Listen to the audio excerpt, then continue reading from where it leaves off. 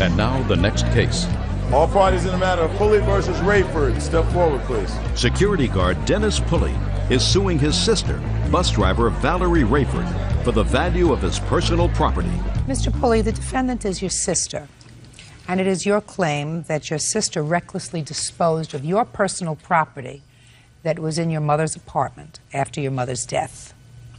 Your sister says she got rid of your property, but she did her best to notify you where you could find it, and she was as careful as she could have been under the circumstances. Where were you living, sir, at the time of your mother's death? I was living at my mother's place, my mother's apartment. How long had you been living with your mother? Maybe 2.5 years, close to 3 years, and I had went into a drug program. I was in there for approximately about 11 months, and then I graduated, and I was staying basically there back and forth with my mother's, but most of my stuff was at my mother's house. At the time of your mother's death, were you still in the program? Yes, ma'am. And is it a residential program? Yes. So there would be times when you would get out of the residential program and go and stay with your mother? Yes, ma'am. And a lot of your personal property was at your mom's house? Most of it was there, yes, ma'am. When did your mother pass away? It was the end of January. She was buried January the 25th. She passed away 4 or 5 days before then. Do you have the exact date, Miss Rayford, that your mother passed away? She passed away on the 25th of January. She was buried on the 31st of January. Can I say something, Your Honor? Not yet. How long had your mother lived in this apartment, Mr. Pulley? Your Honor, I'm not sure. When I was dealing with my drug problem, my mom's asked me to come to California because she knew some drug rehabs, you know, that I can go to. So when I came to California, she had been living there. So how long ago was that? Maybe 2.5 years ago. How long had your mother been living in this apartment, Miss Rayford? She lived there for 5 years, approximately. She had a lease? Yes, it was low income. Okay. So, mother passed away on the 25th. She was buried on the 31st. Yes, ma'am. From the 25th to the 31st, sir, did you stay in the apartment? Yes, ma'am. Okay, Miss Rayford. Now tell me about your brother's property. Okay, my nephew was staying on a lease with my mother at the apartment. And I phoned my brother's girlfriend because he was all around. I didn't know where he was. When? I phoned him on the 31st. The day your mother was buried? Yes, and I told him he didn't come to the funeral? Yes, he came to the funeral. Why didn't you speak to him at the funeral? Well, it was a funeral. We were all, grieving over my mom. So. Well, you went to the funeral. Did you go someplace after the funeral, after your mother was buried? The repast was at my house. Did he come? Yes, he came to the repast. So why didn't you discuss it with him then? I did. I told him that he has to move out by the 1st because, the 1st was the next day. He had to move out. Did she tell you that? No, she didn't tell me none of that. Yes, I did, Your Honor. It's I can't figure it out, man. This is my sister and I love her. It's like, she called me stupid and everything. Just a second, Mr. Pulley. So you say you told him at your mother's funeral? Yes. That he had to be out by the next day, by the 1st? Yes. This is what the landlord had told me, that the property that she said wasn't anyone on the lease, and that my brother is not supposed to be there. And she he had property there. What did you do with his property? His property is there. I have the property was there since the 16th. February the 16th. He had until the 16th to remove all of his belongings, and I did not remove it. Just a second. February 16th? February 16th. The landlord negotiated with me for him to get time, for him to remove the property, but he was on drugs. Had you changed the locks? I didn't change the locks till he started selling everything out of my mother's house. And when was that? That was like maybe the 12th of February. Was there any property in your mother's house that you began to dispose of, sir? Yes, ma'am. What? When I was there, I gave my other sister, she asked for the VCR. My brother asked for, he wanted a TV and some pictures and some other things. My daughter asked for some things. That's a lie, Your Honor. Some other people asked for some things. What other people? My brother, my sister-in-law, my daughter, and one of the neighbors across the street. What did you give to the neighbor? My sister right there. I gave her some of my mom's clothes. Mr. Pulley, Were you put in charge of the disposition of your mother's property? Well, no, ma'am, I wasn't. I don't believe she left anybody in charge of it. I have Okay. power of attorney. I have proof. You overstepped your bounds, Mr. Pulley, if you disposed of any of your mother's property. Pay rent on February 1st, Mr. Pulley? Did I pay rent? That's my question. No, ma'am, I never paid. I never had to pay rent living with my mom. Just a second. Well, your mom was dead, so she wasn't going to pay the rent, Mr. Pulley. Okay, I understand. Now, and you knew that your mother was buried on the 31st of January, Yes, ma'am. and you said that you were staying in the apartment. Yes, ma'am. Who was supposed to pay the rent? Well, I seen the landlord in the hallway, and I asked her, how long do I have before I have to be out of the apartment? She said till the middle of the month. That's what her exact words was, to the middle of the month. Well, so you didn't remove your things. Okay, that's what I'm saying. Way before then, I left, and when I came back, the locks was Where changed did and you my go? stuff was gone. What do you mean you left? Where did I you left go? out for the day. I came back, and it was gone. What day did you, Mr. I Pulley? don't know exactly what day, but I have a paper to show. I went back into the program on the 14th. I have a paper showing the listing that I went back on there. It had to be the 13th that I had That's went pretty back, much what your sister and the says. locks was changed already. That's what pretty and I much didn't what have you- any clothes. That's Yes, what your ma'am. sister said. She said she changed the locks Mm-hmm. around the 14th, and you had until the 16th to move out. Mr. Pulley, Mm-hmm. the landlord was giving you a 2-week grace period. Yes, ma'am. Were you using drugs the first 2 weeks in February? No, ma'am. I haven't used since I graduated. Okay. So ma'am. you tell me, what arrangements did you make to remove all your property? I already had arrangements. I was going back to the program. They was giving me a place back there because I worked security for the program. So what arrangements did you make with the program? I was going to have my stuff took in there and put in storage. Really? Yes, ma'am. So why didn't you do it before? I didn't have, when I came back, my stuff, everything was gone. I couldn't Talking even about get in the the first house. week in February, sir. While people were there taking stuff, while you were giving your daughter things, you gave your daughter something. Yes, ma'am. You gave cousins. You took care No, of my clothes. brother, my sister No, right there. I got it. I got it. All right. What did you do with his things, Miss Rayford? I didn't do anything with his things. My nephew was also on a lease, and his mom is here today. And what he did is set the clothes out on the 12th. He set the clothes on. So you didn't do anything. You didn't I touch did his not- property. Exactly. Did Mr. Pulley? Did your sister tell you that she didn't touch your property? No, she said she set it out there. Actually, I heard on the phone, she was talking to my girlfriend. She said he was stupid and it wasn't nothing but junk anyway. And she set it out there. I That's heard a it lie, on my Your phone. Honor. It's fabricated. Whatever. It's lies. Whatever. He feels he's hurt. But Miss Rayford, is what you're telling me you were not responsible for putting his things outside? No, I wasn't, Your Honor. And that was your nephew? What's your nephew's name? Ramon. Was he on the lease with Yes. your mother? Yes, he was. Had he been living with your mother? No. Why was he on the lease with her? Well, it was a low income, and when he was a minor, he was on a lease with her when he was a minor, and I guess they never changed it. Was he living with her? No, he was not living with her. Okay. Mr. Pulley, your stuff is gone. Miss Rayford says that she did not put it out, that it was your nephew who put it out, your nephew who was on the lease with your mother. I can't find her responsible for that. Can I say that? Excuse me, I haven't cut you Sure. off. My nephew ain't been to that house, and my nephew haven't lived there basically since he was a teenager. She is the one that got the lock changed, and she the one that, if she didn't personally pick the bags or pick the stuff up and set it out, Your Honor. she told him to put the stuff out.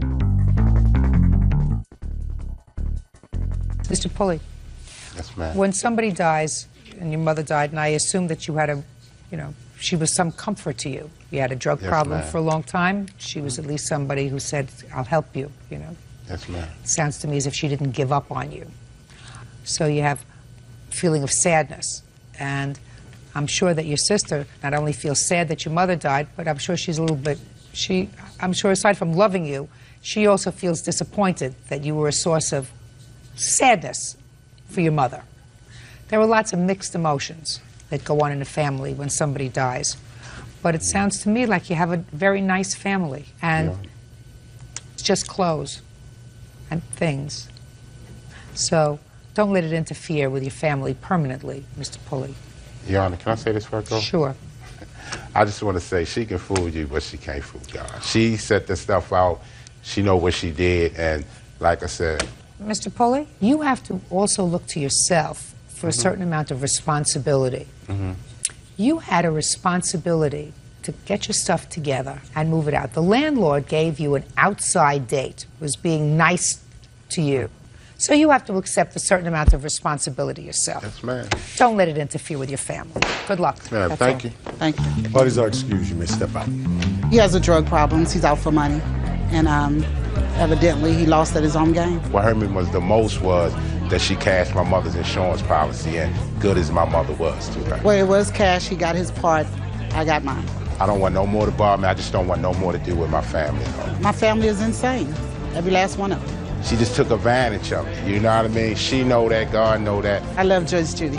20-year-old broker's assistant Nicole Roszewski is suing her ex-boyfriend's brother, 20-year-old student Clint Howland, for an unpaid loan to buy a truck.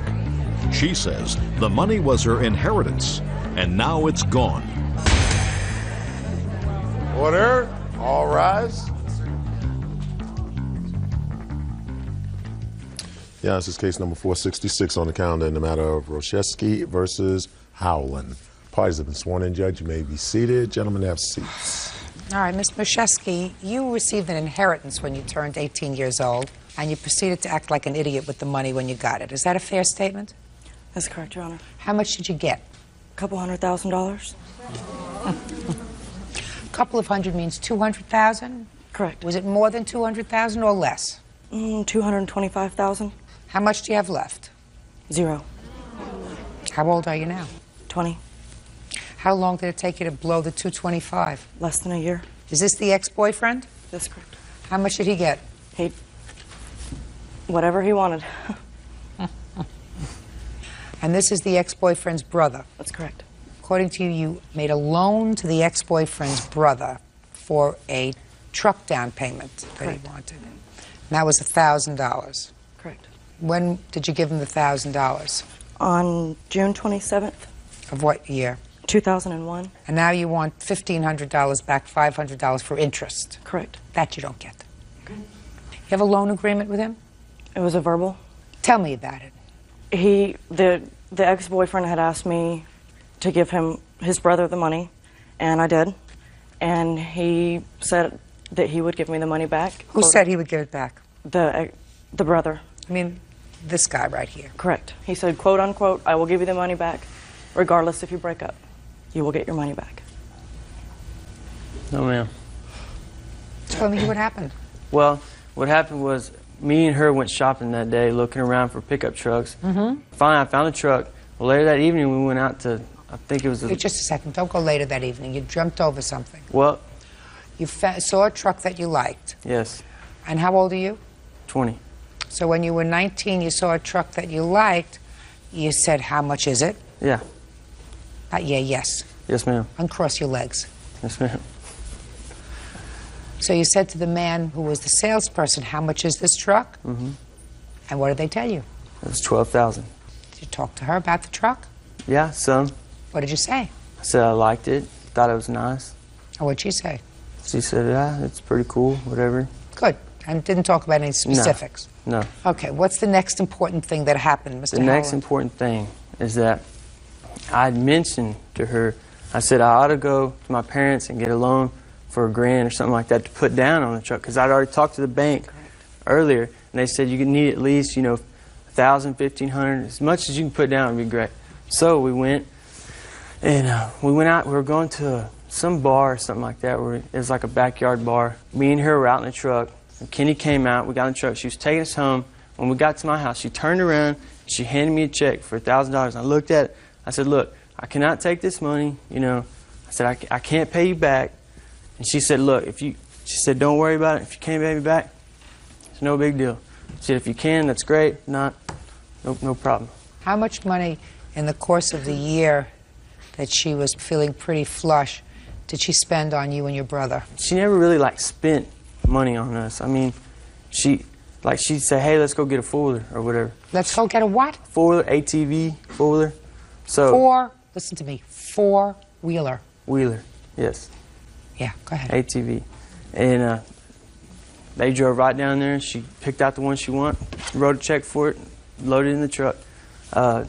We'd go to San Antonio. She'd get the nicest hotel room, take everybody, like 15 people out to dinner, you know, $500 dinner checks. Did you buy anything for these two guys in the year that you were feeling pretty fresh? Like, tell me what. Well, this, I have the summary from the bank that shows the ex-boyfriend, the defendant, Kenny, his personal bills. I was stupid. I did waste the money. Kenny's personal bills.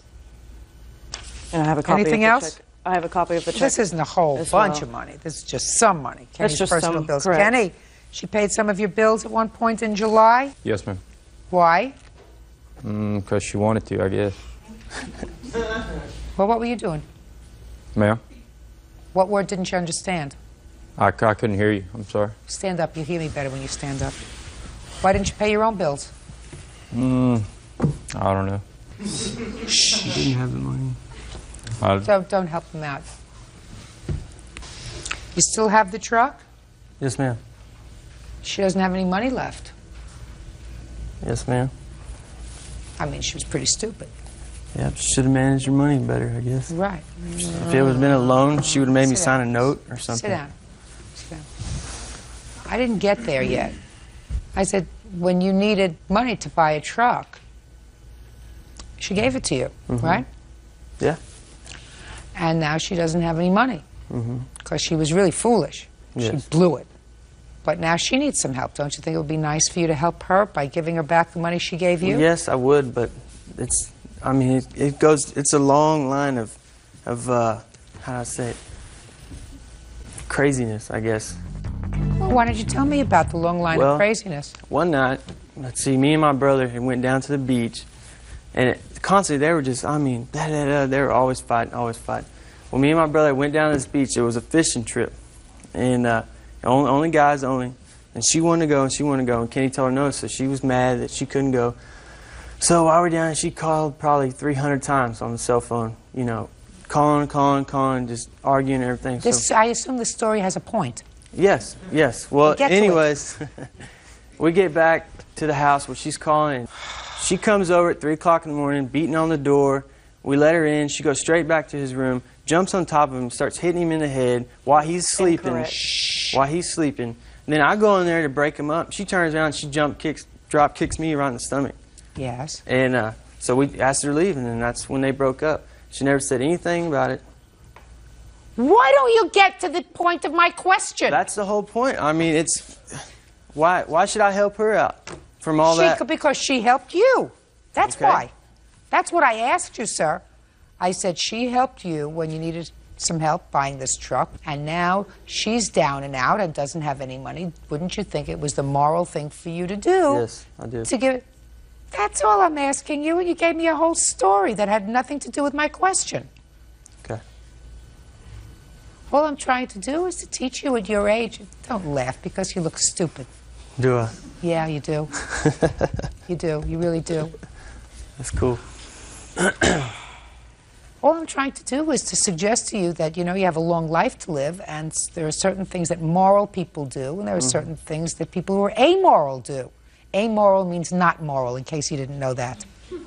So, and I'm suggesting to you that she doesn't have a legal case against you because I don't believe this was a loan. But right now, she is in a position where she blew her inheritance. Somebody probably worked very hard to put together this $225,000 that they left to her.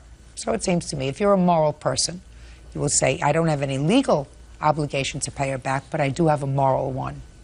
Yes, ma'am. And if not, then you'll grow up to be a bum. Your case is dismissed. Thank you. Thank you. Parties are excused. You may step out. Well, I dated the defendant. He was emotionally as well as physically abusive. Just glad it's over and tired of the phone calls and harassment from her. He just used me for my money. It gets annoying when every time you pick up the phone and her saying, where's my money, where's my... He disappeared. The week I ran out of money, just completely disappeared. I was worried. I bent down to kiss him. He turned his head, so I hit him. She's just crazy. I'm glad it's over with. And I don't want to have nothing to do with her ever again. And now the next case. All parties in the matter of Martins versus Seitz. Step forward, please.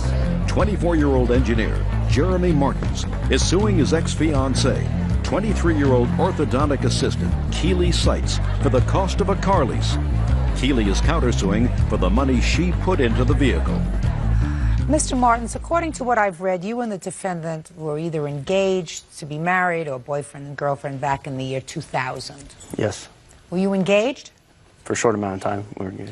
And during that brief period of time, you decided to lease a car for her, and she didn't have sufficient credit, so the lease was in your name. That's correct. But it was clear the arrangement was that this was her car, and she would be making the payments on the lease. Is that right, Ms. Seitz? Your Honor, we did lease the car together, and he told me on several occasions that I had terrible credit, but to come to find out that I have not. Don't get into your spin yet. Let's just stay with the facts, the basic facts. The car was leased in his name, but was for your use, and you agreed to make the payments. Is that correct? My name was also on the car, too. Fine. And you broke up when? The summer of 2001. And you were the one who drove the car from September of 2000 to August of 2001. And when you broke up, you took the car. That's correct. And when you left, you started your life anew. So what happened, Ms. Seitz? You had the car, and then you returned it to him at some point. Yes, I did. When did you return the car to him? In November of 2002.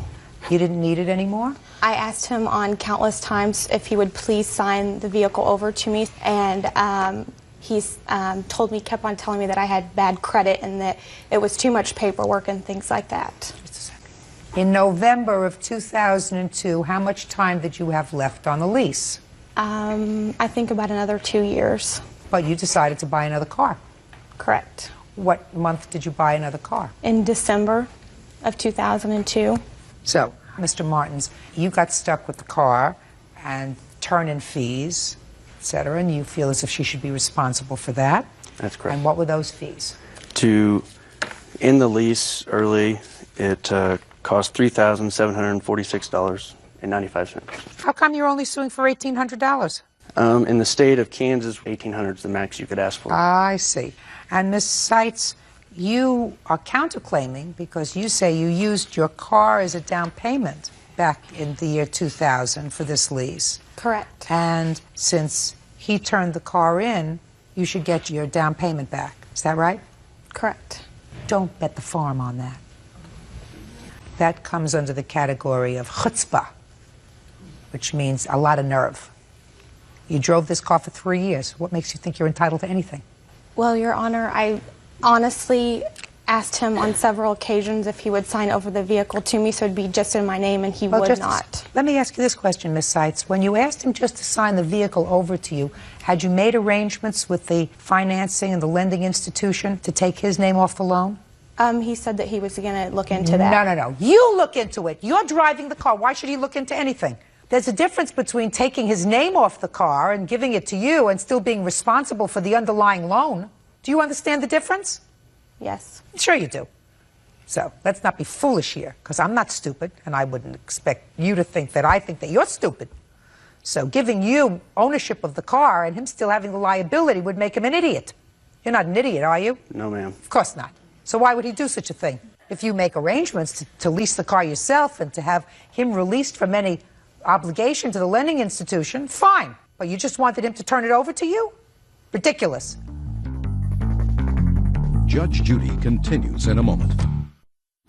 Why do you think you should get anything back and not owe him a substantial amount of money? Because I feel I put down the car, which was $6,000, and I faithfully made payments to him for 2 years. You made payments for the car. He took the money so that he wouldn't get stuck, so that at some point you couldn't say, well, I made the payment, and then the company says you didn't make the payment, so you made the payment to him. He wrote out his check to the company. He didn't make any money off this deal. It cost him $4,000 for you to have a car. You think that's fair? Do you think that's fair? Because you wanted a new car. You managed to get a new car. You said, I got this old lease, and I'm going to be the only person in creation who's going to be able to walk away from a 5-year lease. Listen, you're not entitled to anything back from him. He is entitled to the $1,800, which is the maximum allowed in his jurisdiction, which is all he's suing for of $1,800. It cost him $4,000 because you wanted a new car. If you had kept the lease for the next 2 years, like you agreed to, he wouldn't have had a $4,000 expenditure. That was your agreement. You were going to keep the car and make the payments. You just wanted a new car. Period. It doesn't mean you can walk away from your obligations just because he was nice enough to put his name on the form. Get real. Judgment for the plaintiff in the amount of $1,800. Goodbye. Parties are excused. You may step out. Judge Judy continues in a moment.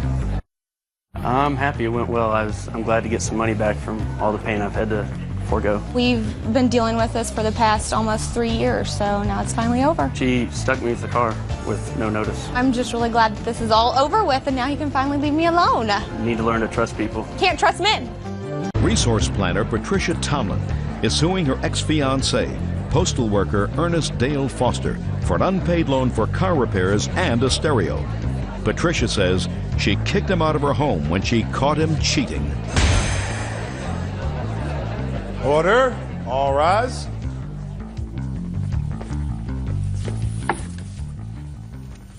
This is case number 589 on the calendar in the matter of Tomlin versus Foster. Parties have been sworn in, Judge. You may be seated.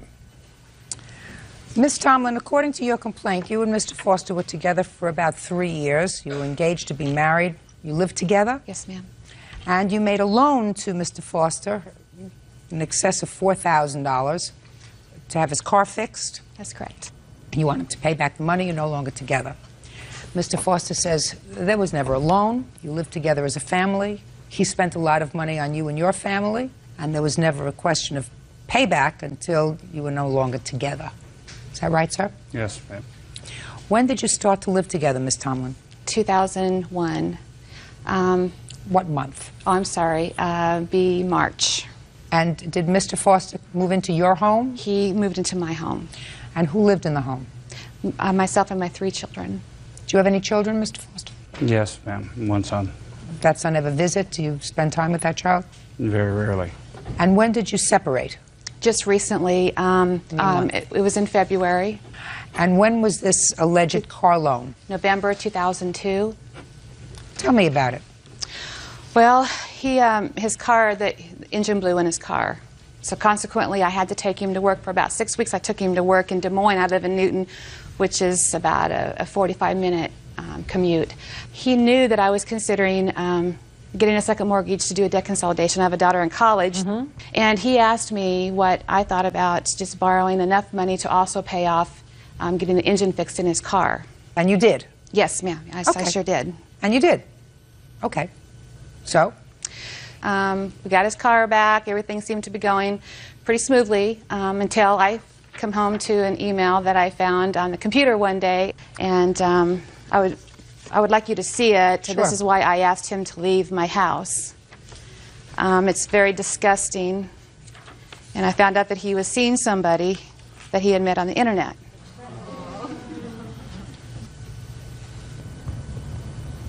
So you asked him to leave? Yes, I did. You notice there's a phone number on that she gave him, and I called the phone number. I was furious.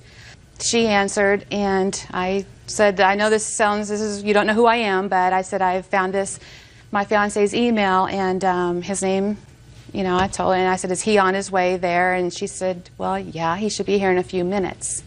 I called Dale on his cell phone, and of course he denied everything until I read him the contents of the email and that I had called this person. And then of course he started to backpedal, and he says, oh, Mom, I'm coming home. I'm turning around, coming home. He was supposedly on the way to visit his mother. Then he had the nerve to tell me, Your Honor, that it was my fault that he was messing around because I spend too much time with my kids, that I'm too involved with them and there's not enough time for him. I mean, I'm still very upset about this. I just feel like I've just been played here tremendously, and now I've got this huge debt and he's got a car that he's driving around and with new tires on it and his stereo, and so. Okay, let's hear what Mr. Foster has to say. Well, when we, back in August, we decided we would refinance, and I would take some out of my thrift savings plan. She would refinance her home to clean up the debts between us. That way, when we actually got together, our finances would be in order. August of what year, sir? 2002. So in August of 2002, you took out some money from where? From thrift savings plan, government equivalent to a 401k. And what did you do with the money? I cleaned up a lot of my debts, and I set about $4,500 aside to take care of the engine of my car. Yes. But as time progressed and the car wasn't finished yet, we started chipping away at the... Chipping away how? Oh, we took a small vacation to Lake Okoboji, her and her 3 kids. Yes. And then we we went to Branson for a week. Yes. And there were some other debts that I had. Did you discuss with Ms. Tomlin that you were using your car money for those trips? No. So how was she supposed to know that? So let me understand this, Mr. Foster. When you took out the money from your 401k plan to pay off your bills, those were your bills, not her bills. Is that right? That's right. Well, that's what I'm asking you, Mr. Foster, because in your answer, you seem to indicate that it was for joint bills, but they were not. So you took out money and you paid for your bills. I'm just curious, what bills did you have? Just different things on my credit report. I had a problem with the bank. It had to be paid off. How much? $1,500. How much did you take out? $15,000. What'd you do with all the money? $1,500 isn't $15,000. There were other bills that had come up, different car bills, a bounce check here or there. How old is your son? How old is your son? 5. You pay child support? No, the mother refuses child support. Judge Judy continues in a moment. So if you took her on 2 vacations in 3 years, Your Honor. assuming that it's true, total support, 2 little vacations, right? And later today, $5,000 for what? For the abuse, the damage to the property that I'd be in. Just a second, He Miss needs King. to be a man and stand up for his Pay attention to me! real cases, real people. Judge Judy. Patricia Tomlin says she ended her engagement with Ernest Dale Foster when she caught him cheating. She is suing for unpaid loans. So give me a reason, Mr. Foster, why you should not pay Ms. Tomlin the money that you blew on a variety of other things other than your car engine. We had gone on the trips. We had spent money. Well, let me ask you this question, sir. Did you pay mortgage expenses when you lived in the house? Yes, ma'am. How much did you pay? Usually half my paycheck, $300 to $500. And you paid that religiously for the 3 years that you lived together? No, the first year I had just come out of a bad divorce and a bankruptcy, so You paid nothing? nothing the first year. And in year 2? Sporadic. So basically you were living rent-free for the first at least year and a half that you were living there. Yes, ma'am. So if you took her on 2 vacations in 3 years, you'd figure that you're still ahead of the game. Your Honor. Even if it was true. I'm just asking. Okay. Assuming that it's true, Ms. Tomlin. But assuming that what you tell me is true, she supported you for a year and a half, you got a job, you were making some money, you took her on 2 vacations. Total support, 2 little vacations. Right? Caught? No. So when are you going to pay her back the money? I don't know. Try now. Judgment for the plaintiff in the amount of $4,800. That's all. Parties are excused. You may step out. Thank you. You have no idea what it made me feel like because I have supported him for so long. Man walks in, man gets hammered. And then to find out that this was going on behind my back. And now the next case. All parties in the matter of Counsel versus Lowry, step forward, please. 18-year-old student Adrienne Counsel and her husband Chaz are suing Adrienne's mother, home health care worker Loretta Lowry, for the cost to support her 15-year-old sister, Toni Caldwell. Ms. Counsel, the defendant is your mom. Yes. Your mother-in-law. Yes. And according to what I've read, there was a time sometime last year when your younger sister came to live with you. Yes. And she came to live with you because she had had some sort of a falling out with your mother's husband. Yes. And it is your claim that your mother owes you money for your sister's support during the time that she lived with you. Yes. Okay. Just give me the month and year she came to live with you. August 2002. And how long did she live with you? She's still living with us now. She is? Yes. And how old is she now? 15. She go to school in your house? Yes. She goes every day? No, she doesn't. Why not? Some days she misses and stuff. Come up here. What's your first name? Tony. Tony. You think you're a nice-looking girl? Yeah. Are you a nice girl? Yes. You want to be a successful girl? Yes. What do you think you're going to be successful at if you don't go to school? Nothing. Right. Is that what you want to be? No. So why don't you go every day? I don't know. What do you do when you don't go to school? Just sit at home. Run the streets. Shh. What are you getting out of being home that's better? Nothing. Isn't that foolish? Yes. I mean, I know you're giving me all the answers that you know I want to hear, which is very smart, but, you know, be smart and do it. Really just dumb. You don't want to stay dumb. Did you ever hear the expression, beauty fades, dumb is forever? No. Well, you know what it means? No, ma'am. Well, I'm going to explain to you what it means. That means you're a pretty girl. But eventually, when you get older, you may be a nice-looking person, but some of those looks are going to get a little old and, you know, not as pretty and fresh as you are now. So beauty does fade. It fades, it goes away. But dumb lasts forever. If you're dumb, you're always going to be dumb. And the only way to get smart is to go to school, to set your sights on something that you want to do to make yourself into a whole person. What does your mother do for a living? Home health aide. Does she love her job? Yes. Was she always a home health aide? No, ma'am. What did she do before that? McDonald's, Burger King. Do you think your mother would have been happier if she went to school? Yes, ma'am. Right? Right.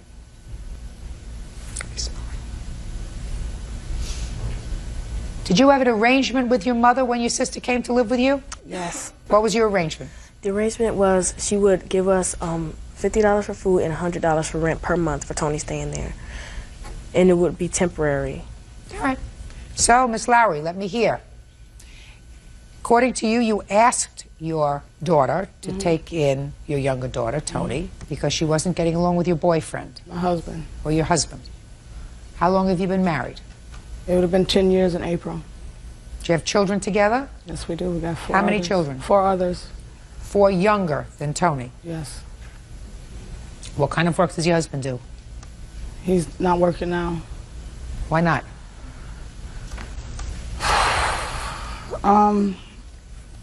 He suffers from depression. Well, how do you support your family? You can't support your family on what you get as a home health aide.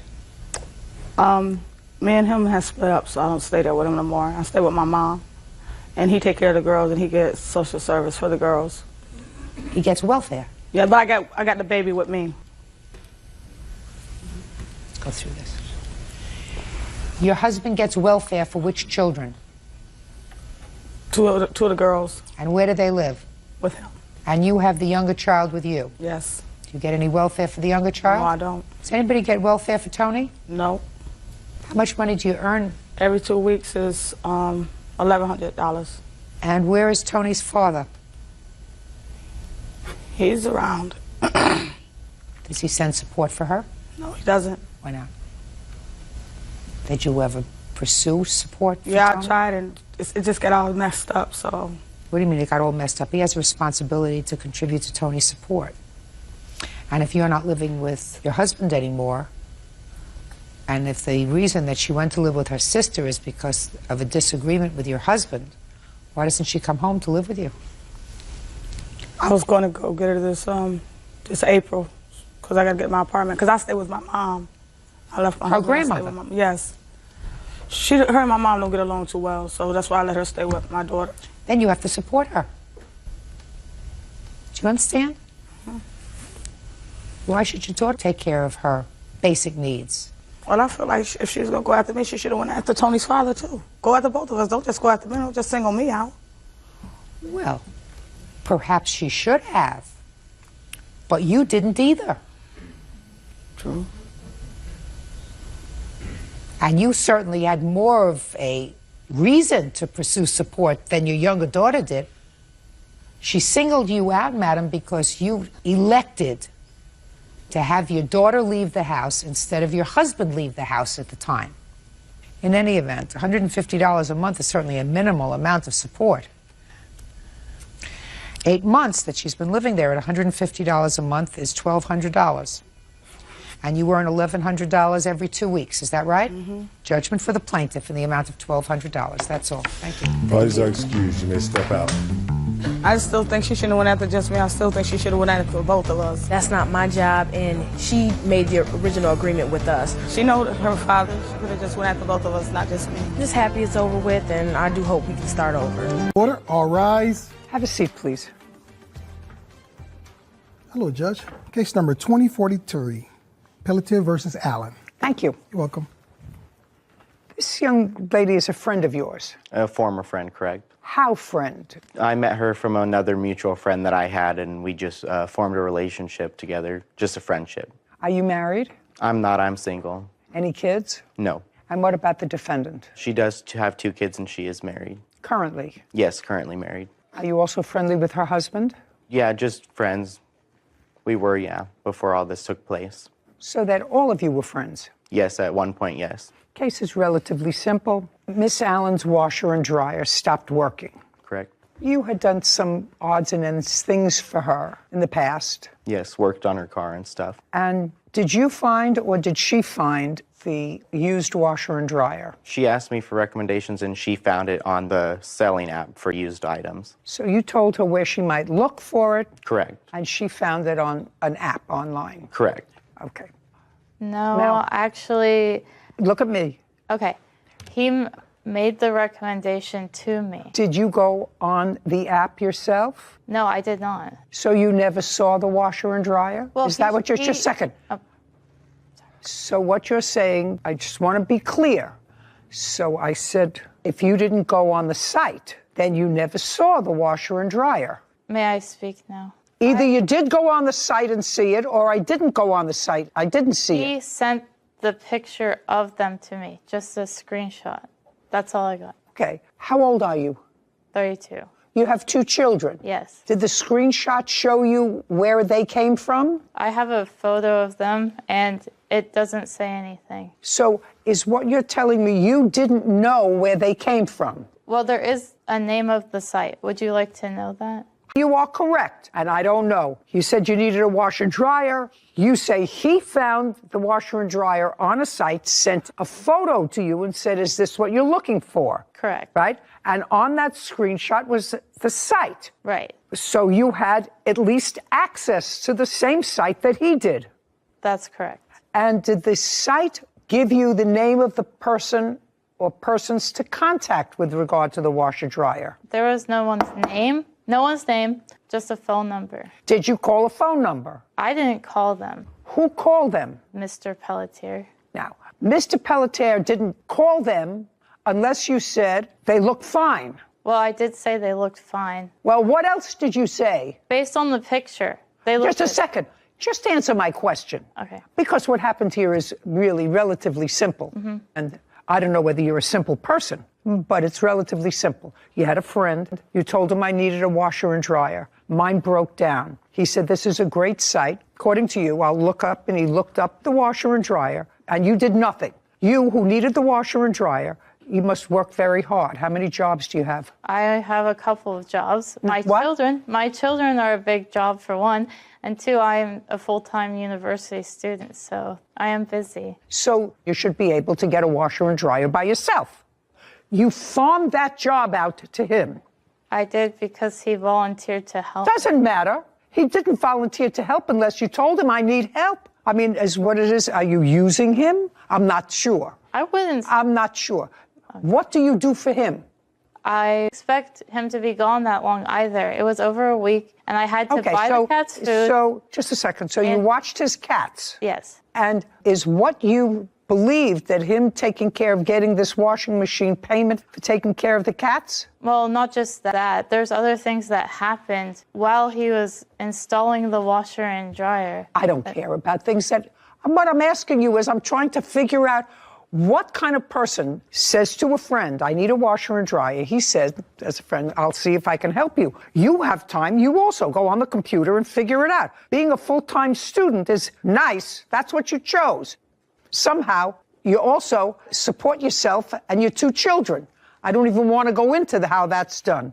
However, you said, go get the washer and dryer. And he went, how long? It's 50 miles from my house, an hour and 45 minutes. Each way to pick up the washer and dryer that you authorized him to get. You said, go get it. It was $1,800. Correct. And she had offered $200 tip for the delivery of that. For you? Correct. Okay. And I have texts of That's that. reasonable because you spent 3.5 hours in the car. Now, do they live on the first floor? The 3rd floor. 3rd floor. Is it a walk up? Yeah, it's stairway up to the 3rd floor. So somebody had to go up and take the old washer dryer out. So, Miss Allen, was that you or your husband? Mr. Pelletier also removed them. No, you can move your mouth. It's okay if you move. No, it's okay if you move your mouth. I feel like I was being very kind because I didn't decide to sue him for his cat or the damages he did to the couch. I'm telling you, cats. I don't know what your excuse is. I feel like I don't care what you feel like. I don't care what you feel like. And later today. When we went to transfer the title over together at the DMV, I had to pay off whatever tolls that I had. So out.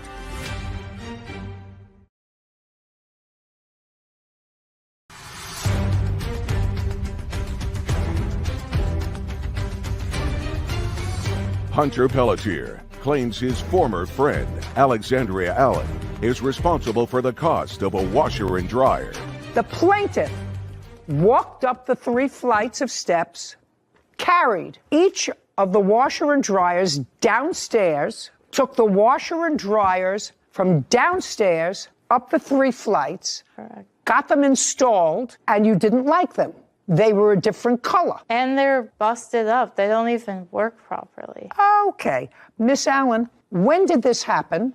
In what month? January 7th of 2022. You have receipts for different washers and dryers that you purchased since January of 2022? I do not have the receipts, no. That means that you didn't purchase them. Well, I never paid him for them. No. That means that you never purchased new ones. That means that you're still using the ones he bought. Correct. But right. They do not work well. Just,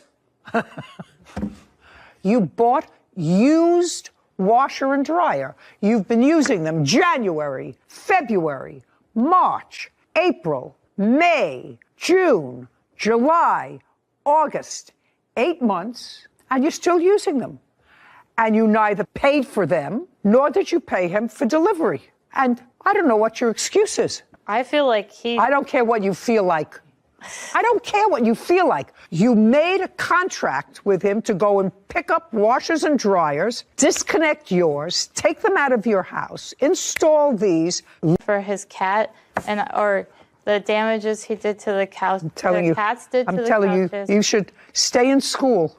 How much did you pay for the washer and dryer? $1,800, and I took the money out of the bank. She had asked me because her ATM has a low limit, so I went into the branch of my own bank. That's what you're suing for $1,800. Yeah, I wanted to get the $200 if possible, but at this point, I just want the money for the machines. Judgment for the plaintiff. We're finished. $1,800. Thank you. This court is adjourned. It damaged the walls of my apartment.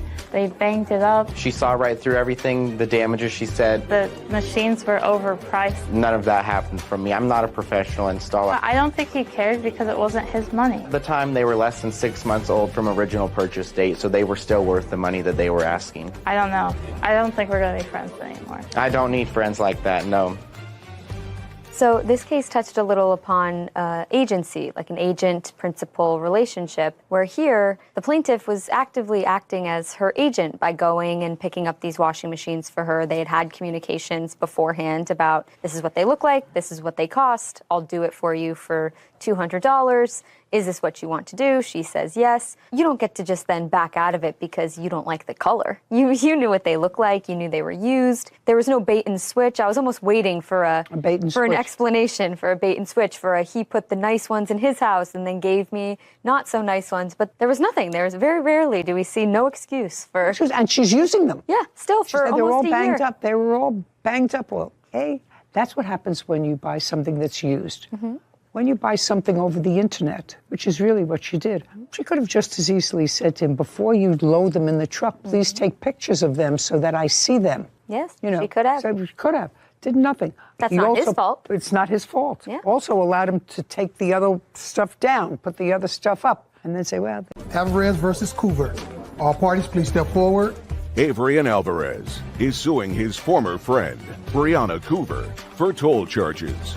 Mr. Alvarez, this is not a very difficult case. It's a question of dates. You bought a new car. Yes, ma'am. You knew the defendant somehow through her boyfriend or... He's my cousin. Okay, so you purchased a new car. You had an older car that you were still paying off. And Miss Culver needed a car, and you made an arrangement with her where she would take over the monthly payments on your old car so that you would just be paying your new car. And when she finished making the payments on the car would be hers. That's correct. You did, in fact, conclude that agreement, and Miss Coover did, in fact, pay off the car. Yes, ma'am. She paid off the car. However, she did not register the car in her name. That's correct. And you had your plates on the car, and it is your claim that while the car was in her possession, she racked up $600 and some odd in toll fees. Yes, Your Honor. Which is what you're suing for. Yes, ma'am. Ms. Culver said that didn't happen. She had her own Easy Pass, toll pass, whatever it is. And there was no way that those tickets were incurred while she was in possession of the car. And additionally, she's got some very sad story. She paid off the car. She didn't register it for some reason. She didn't register it, which I don't have to get into. You took the car back because you were afraid that your plates were on the car, and you started to get these dunning notices for tickets. Then you had to give the car back because you had given her the title to the car when she finished paying off the car, despite the fact she hadn't registered it. And then you took the license plates back, which is a very smart thing to do, because then she couldn't use them to get through the tolls. And the car out, and the car was auctioned off, and now she has no car, and you have $600 worth of tickets in your name. Yes, ma'am. You got it. Is that it? That is a version of the story, yes. Well, I will let you tell me a different version. Everything is true. Thus far, we did have the agreement where he wanted a new car, I needed a car. No, I got that. I just want to know what I said that was incorrect. I just made it shorter. Just to clarify, when we went to transfer the title over together at the DMV, I had to pay off whatever tolls that I had before they're able to transfer the title over. So that was done. So between that time and the time where he ended up taking the car back, I don't really know how there was $600 worth of tolls. I don't know either. That's what I'm going to find out. But is there any part of the story that I just told that was inaccurate? He transferred over the car to you. You had possession of the car. He didn't. Correct. Other than you who drove the car. Come on, that's a question. And other than you who drove the car. Nobody. No. Who drove your car?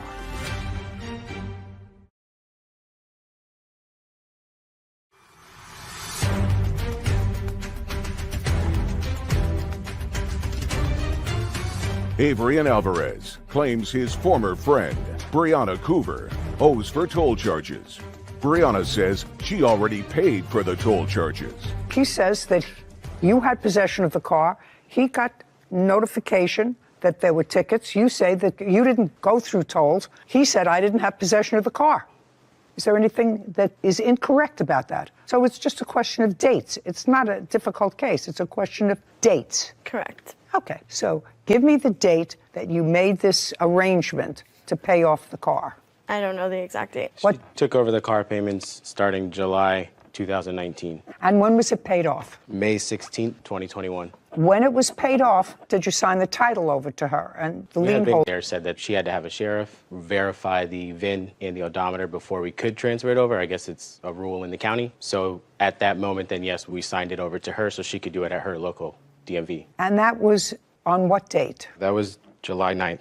Now, between July of 2018 and July of 2021, did you ever drive that car? No, ma'am. When did you initially take the car back from her? I took the car back September 11th of 2021. And how long did you have the car when you took it back because of these tickets? I texted her on September 15th and told her that she could go pick the car up because I had found out that I wasn't Couldn't do supposed- that. Exactly. I There's should a keep my self-help for that. Correct. Okay, so you had the car between September 11th and September 15th. Yes, ma'am. Other than that period of time, did you ever drive the car from July 18th until the present time? No, ma'am. So if there were any tickets that were accrued, it was either by the defendant or somebody who drove the car with defendant's permission. Yes, Your Honor. I'd like to see the dates of the tickets. Ms. Coover, you don't question the fact that between July 2018 and today's date, with the exception of between September 11th and the 15th of 2021, he did not have possession of the car. Correct. The only reason that when we transferred the title over, we had an agreement. Just a second. That's all I asked you. This is not a conversation. I just want to know who got the ticket. They belong to him. Any other tickets from 2018 July until infinity are yours.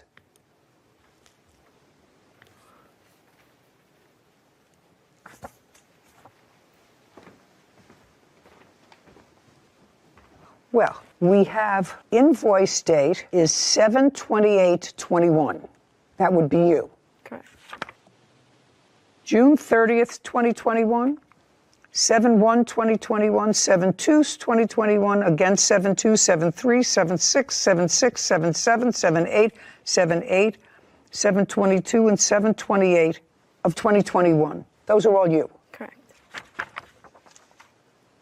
August 28th, 2021. That would be you. Yes.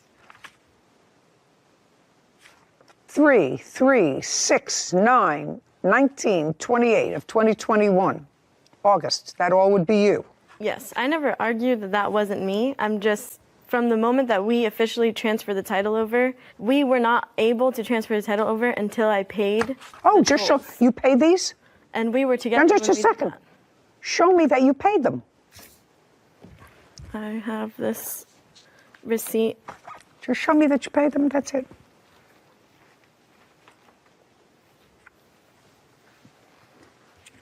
And that would have been what was due at the time when we transferred the title over. I'm just going by the dates of the tickets, madam. I don't care how the government screws up. That's not my problem. Okay, show me your payment. May I see it, please?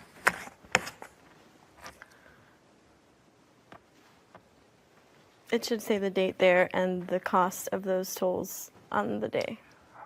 This is your SunPass. You replenished your SunPass. That's a payment to SunPass. His house and took the car. There was no way that I racked up $600 in tolls. I don't know whether you did or didn't. Then take that up with Department of Motor Vehicles. That's what they say you racked up between that period of time. He didn't have possession of the car. You had possession of the car from the time he transferred over the car to you. You had possession of the car. He didn't. Correct. Well, other than you who drove the car. Come on, that's a question. And other than you who drove the car. Nobody. No. He never drove your car.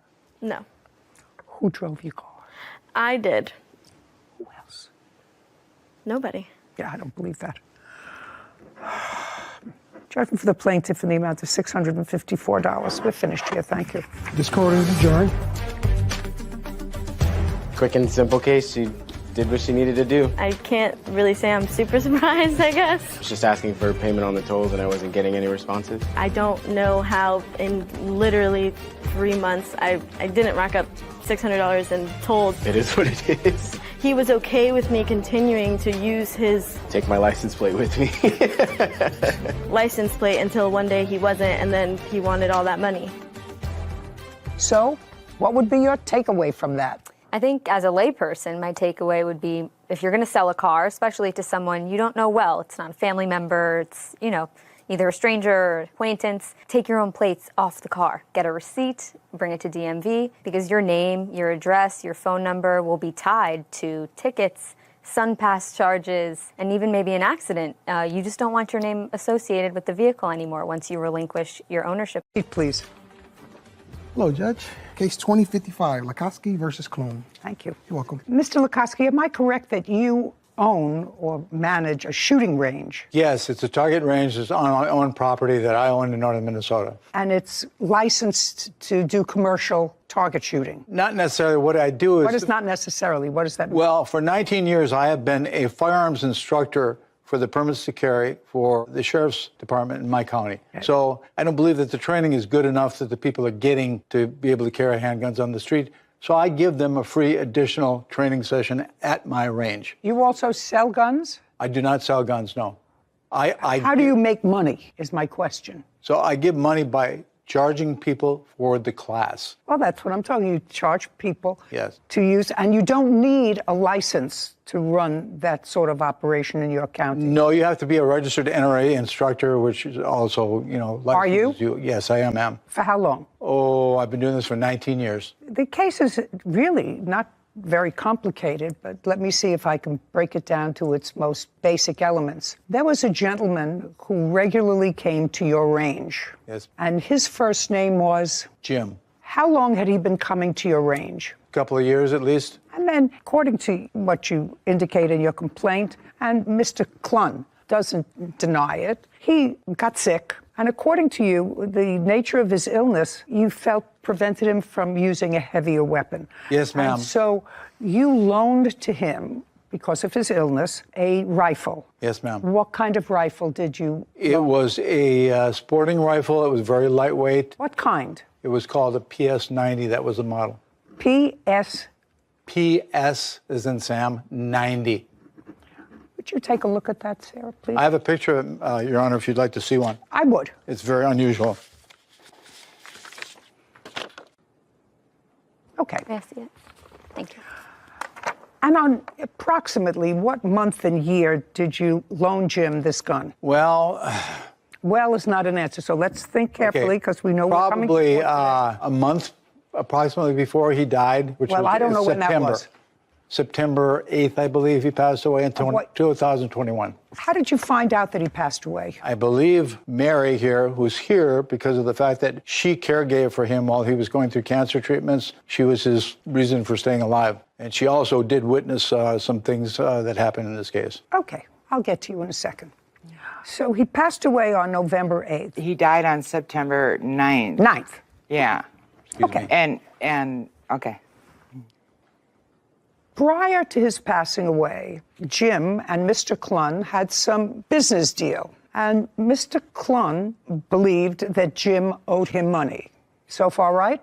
Correct. And after Jim died, Mr. Clun went to Jim's home and took several things from the home to satisfy that debt. No, I did not do that, Your Honor. I never came back to the house. I never took anything. Everything I received prior to his death. Okay. Tell me when you received the gun that belonged to Mr. Lukoski. Looks like 5/20/21. Can I see what you have that indicates that you received the gun in May? Because you gave it to him about a month before he died? Approximately a month. Well, could have been a little longer. It had to be longer. Okay. I picked it up the 5th month. Because that's what this case is about. Mr. Lukoski claims that it was his gun. It was a loan. You had no right because you took it. You got it, evidently, you want to tell me, from Jim, and then subsequently sold it. Yes. Yes. Okay. So I want you to tell me the circumstances surrounding your getting possession of this gun in May of 2021. Jim was in need of money, so I loaned him money, and in trade for the money as collateral, he said he would... Okay. And I'm going to let you tell me this because Jim's not here, so I'm going to have to get more specifics from people who were his caregivers to buttress what you're saying to me. He needed some money. How did you know him? Best friends from high school. And you remained friends? Yes. How did you find out that Jim needed money? Jim called me up, and he was getting scammed, but he wanted the money, and he told me he was getting scammed by whom? I don't know who it was, but anyway, I would give him $2,500. He would go to the post office and mail it somewhere. But every time he did that, I would receive collateral of motorcycles or guns. Just a second. I want you to run this by me. Jim called you and said, I'm being scammed? No. I think he's being scammed. I don't care what you think. Okay. What you think is unimportant to me. I want you to tell me the circumstances surrounding the money that you gave to him. He called you and said... He needed to borrow money. I borrowed him the money. No. I need to borrow money. Had you ever loaned him money before? Yes. Often? No. In the last year of his life, I did probably a half a dozen times. Just in the last year. So when he called you and said, I need to borrow some money, the reaction, even from a best friend, would be, of course, if you need money, tell me why. Right? That's a natural question. And so that's what you asked him. Tell me why. And I asked him that question, and he said he was going to be receiving $1 million or $2 million in the next... No, I sold the gun. Keep going. So you sold... This specific... Just... Tell the truth, you don't have to have a good memory.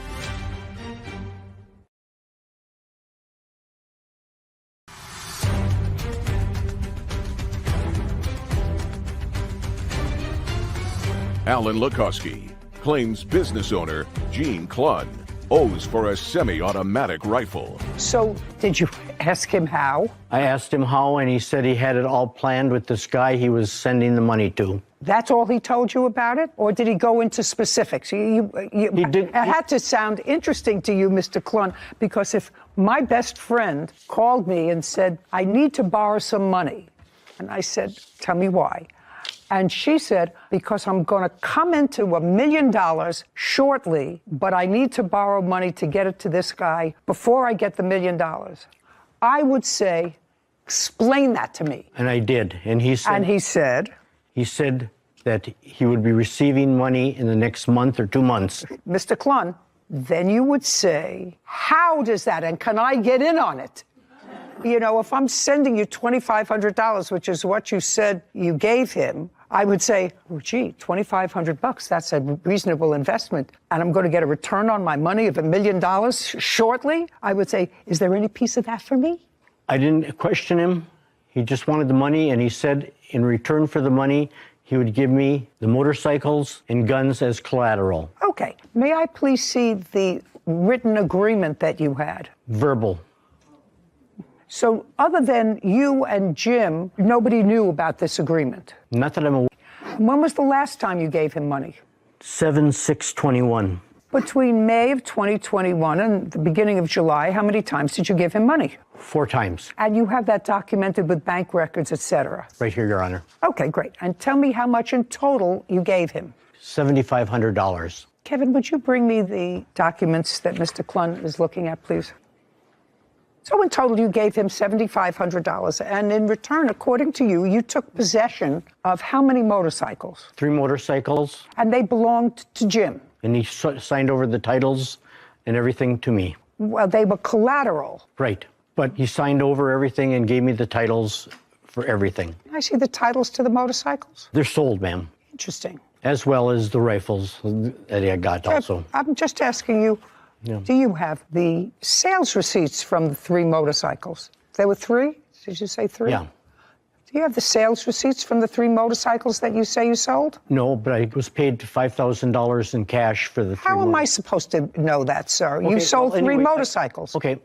How am I supposed to know? I mean, all of this is coming out of nowhere, actually, with no proof whatsoever, unless you're prepared to give me some flesh on this bone of a case. Could you stand up? Your first name is Mary? Yes, it is. What's your last name? Wellman.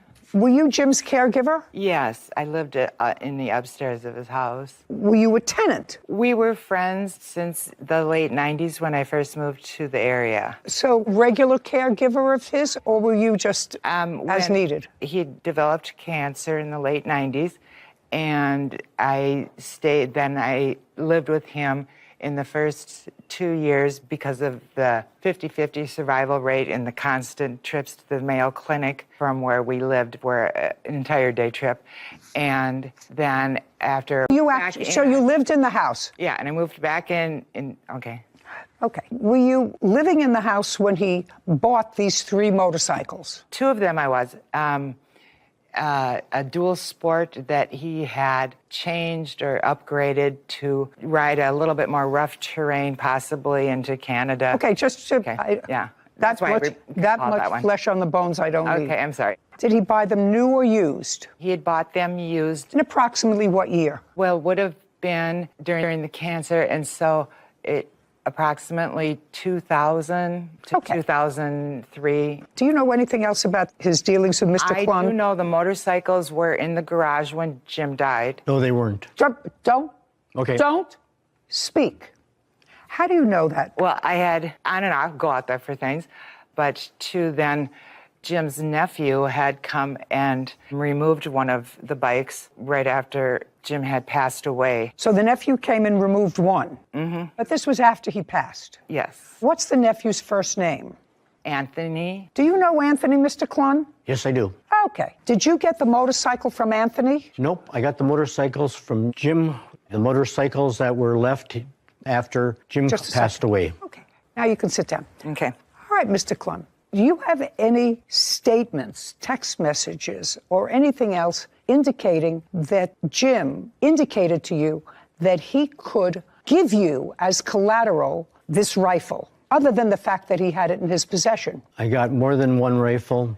I have checks that were written out to Jim, and that's what we did. But that doesn't answer my question. Illness progressed, if I'm getting this right. It was hard for him to pick up his own rifle. Now, he may have had more, probably did have more, because you took more than one, right? Correct. Okay. How many rifles did you take? I took 3 rifles, 5 pistols. I had to bring 3 of the rifles back. Where? To Jim to get replacements. The guns that were from Mr. Lukoski. Only one? 3 of them. No, he said he only gave him one. Oh, no, but there was 3 of them.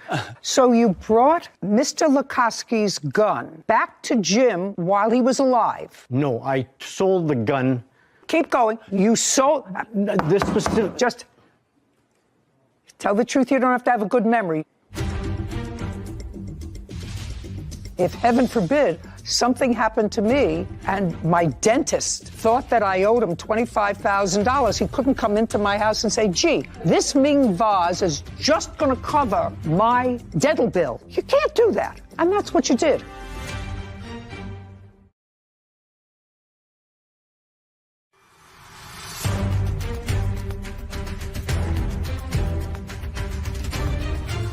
Alan Lukoski is accusing business owner Gene Klun of selling his semi-automatic rifle without permission. Keep going. So you sold it. You didn't take it back to him to get a replacement. No, to Jim. You misunderstood. The gun that Mr. Lukoski had, I kept that one. The one that belongs to Mr. Lukoski, you sold it. Correct, because... So just a second. Sold it to whom? The gun dealer in Virginia, Minnesota. Great. And for that, you have a receipt. Yes. I'd like to see it. I left it at home. Oh. Your Honor, Mr. Klun. Oh, Mr. he Klun, has it right there. let Mr. Klun, he doesn't have to prove anything to me. I believe that you resorted to self-help to claim a debt. If it's true, and you sounds to me like you're being scammed. Somebody in Transylvania sent you an email that said a long-distant relative of yours died and left you $1 million. I need $2,500 in order to clear the paperwork to send you $1 million. And I will keep a little piece for myself for finding you. You know how many of those everybody gets? I don't know why people still believe that, but you evidently believed that story 4 times. And not once did you say your friend who was dying of cancer, Jim, this is ridiculous. What you're doing is just throwing good money after bad. I don't understand why you didn't say that to him, or if you did, you would not have said to him, unless you had something to gain, which clearly you did. You sold the motorcycles. You don't have any proof of what you sold them for. You expect me to take your word for the fact that you sold them for $5,000 in cash without proof. He owed you, if I were to believe you and these checks, $7,500. You sold the motorcycles, you sold guns, but unfortunately, one of the things that you sold belonged to the plaintiff. And when somebody dies, there is an estate. There's a judge who decides what property there is. You know, if heaven forbid something happened to me and my dentist thought that I owed him $25,000, he couldn't come into my house and say, gee, I like this Ming vase. This Ming vase is just going to cover my dental bill. You can't do that. And that's what you did. You sold property. You may have had a claim against his estate if he, in fact, really there's money in the estate because he left a house that has some value to someone else. So you cannot, Mr. Klun, resort to self-help.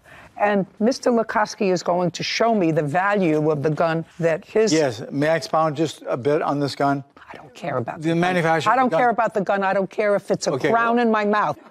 What's the value of the gun? The value of the gun at the time that this man took possession of it. Just give me an answer. It was $3,000. It's gained in value. Okay, well, who cares if it's gained in value, sir? I'd like you to show me where the gun is valued at $3,000. Did you look it up? I did. I have it. It's listed from the same photo. I found the website listed for $2,500. Okay. My law clerk found an ad online. Now you're going to show me what you want to show me, that the value is $3,000. Let me see it, please. May I say something else about this gun? Not until I look at this. I don't know what this is. Immediate checkout credit card. What is this? Look at the very top, please. I see what this is.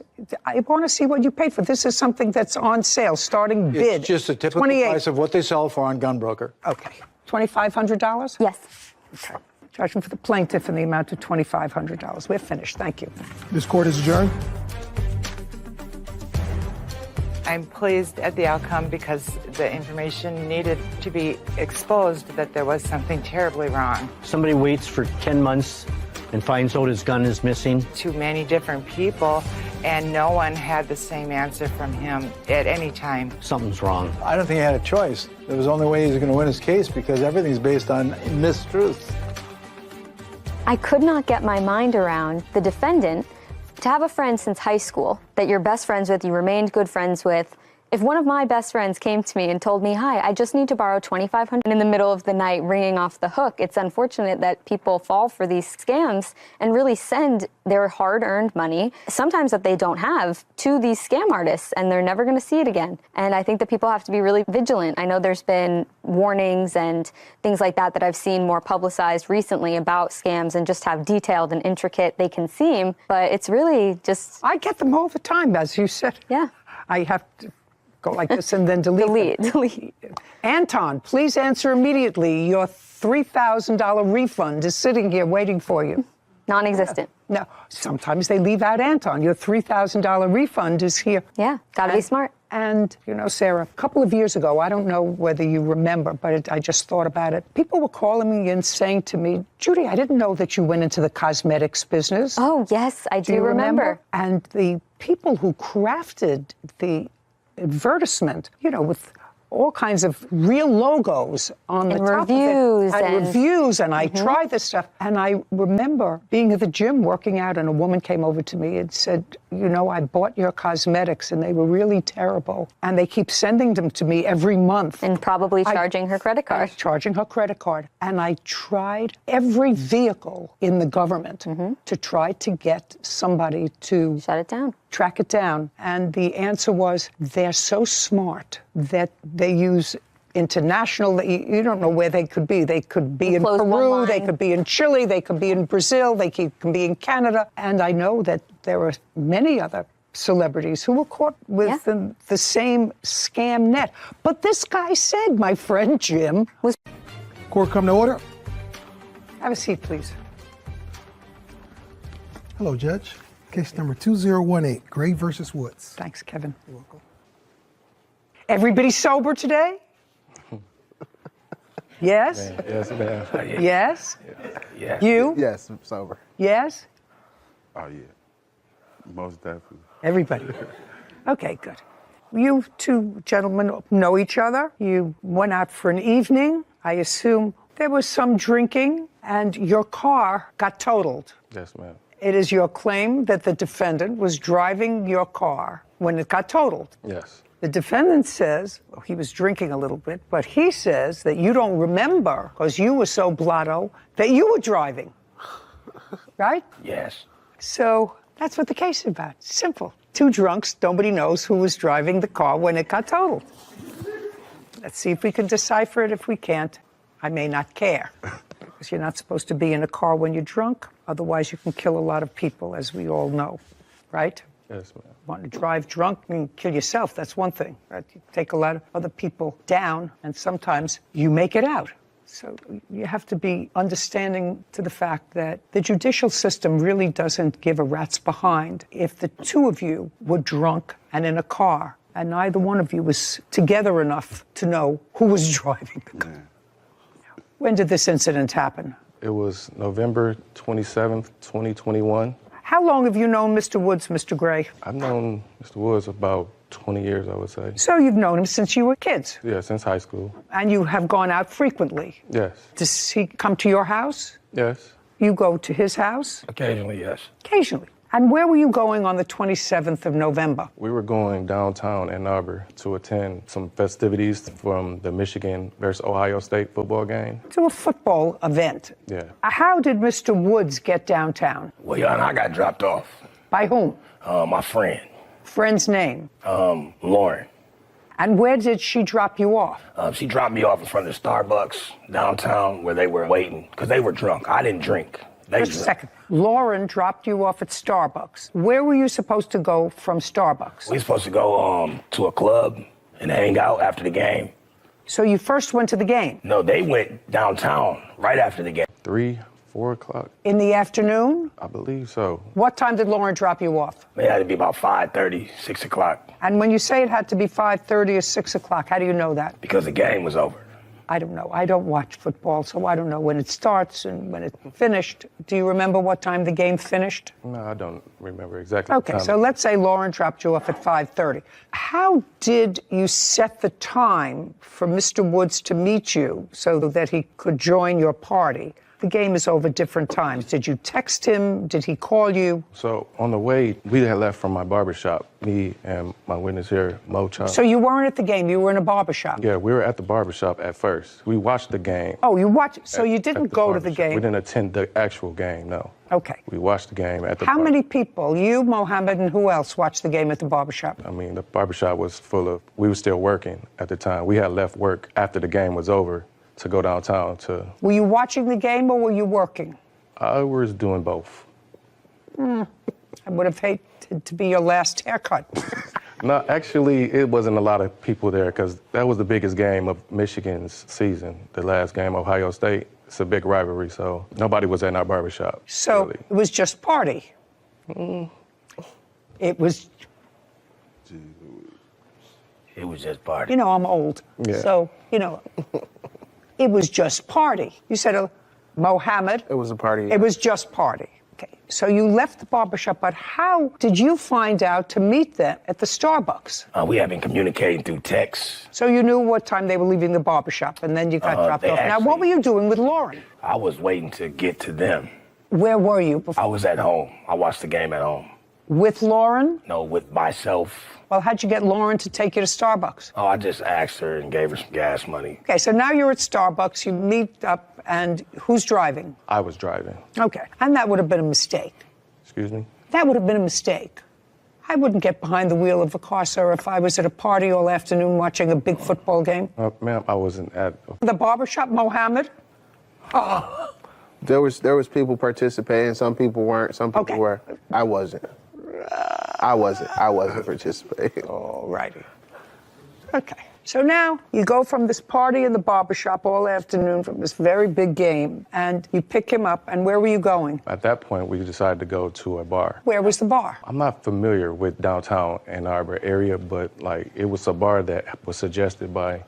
Stand up next to him. He's not familiar with a whole lot of things. You suggested a particular bar, Mohammed? Yeah, How far is that from the Starbucks where he was dropped off? about a couple blocks over. Okay, and you were in the car? I was in the car. Were you sitting in the front or the back when you picked up Mr. Woods? I was sitting in the passenger seat at this point. So Mr. Woods got in the back? Yes, he did. And you were going a couple of blocks to the bar? Yeah. Step by step, what happened next? So traffic is jam-packed down there, so we're really just inching to the bar. We get to the bar, we go inside, we have a couple drinks. Okay, so now it maybe 6 o'clock? Yeah. 6:30? Yeah. Dark outside. And you have a couple of drinks at the bar? A couple drinks, yeah. What were you drinking? I was drinking water. That's not a drink that they like to serve at a bar. I was a designated driver, so after we left the bar. Okay, so you were the designated driver, Yeah. and Mr. Gray was drinking. Yes. What was he drinking? I don't remember what his drink is. You remember what you were drinking? Yes, ma'am. What? I had 1 beer. Okay. Even he can't keep a straight face. You know, it's hard. It just, don't speak. Now, you were the designated driver. When were you designated the designated driver? Well, think very careful. Before you answer my questions, you know. Okay. I'm already 2 steps ahead of this game. When were you, I've watched you on TV, yes, I know. When were you designated the designated driver? When we left the bar, I was the designated driver. No. So it was when you left the bar? Yes. And who designated you the designated driver? Well, I kind of designated myself. I'm pretty familiar with the Ann Arbor area. It's actually my idea to go downtown, so. So you asked Mr. Gray if you could drive? Yeah, I thought it would be the best idea. And Mr. Gray said okay? Yes, he did. So you drove, and where were you going from the bar? To another bar. Better pickings at the other bar? Just bar hopping, you know, college, downtown, football. Okay, and what's the name of that bar? Okay, now he helped you with that, right? Yeah, he jogged my memory a little bit. He jogged your memory. Yeah. So if he knew the bar, why did you have to be the designated driver? I don't think I understand your question. It's very easy. You said you were the designated driver because you know that area. Right. I'm saying I didn't remember what bar we went to. I'm very familiar with the area. I just didn't remember what bar we were going to that night. Okay. What happened when you got to the second bar? We had some more drinks and... We had some more drinks? Yes. What was Mr. Gray drinking? You know, I was talking to some other friends that I met up with there. He was off doing his own thing. I don't remember what he was drinking. What were you drinking? Water still at this point. Water. Yeah.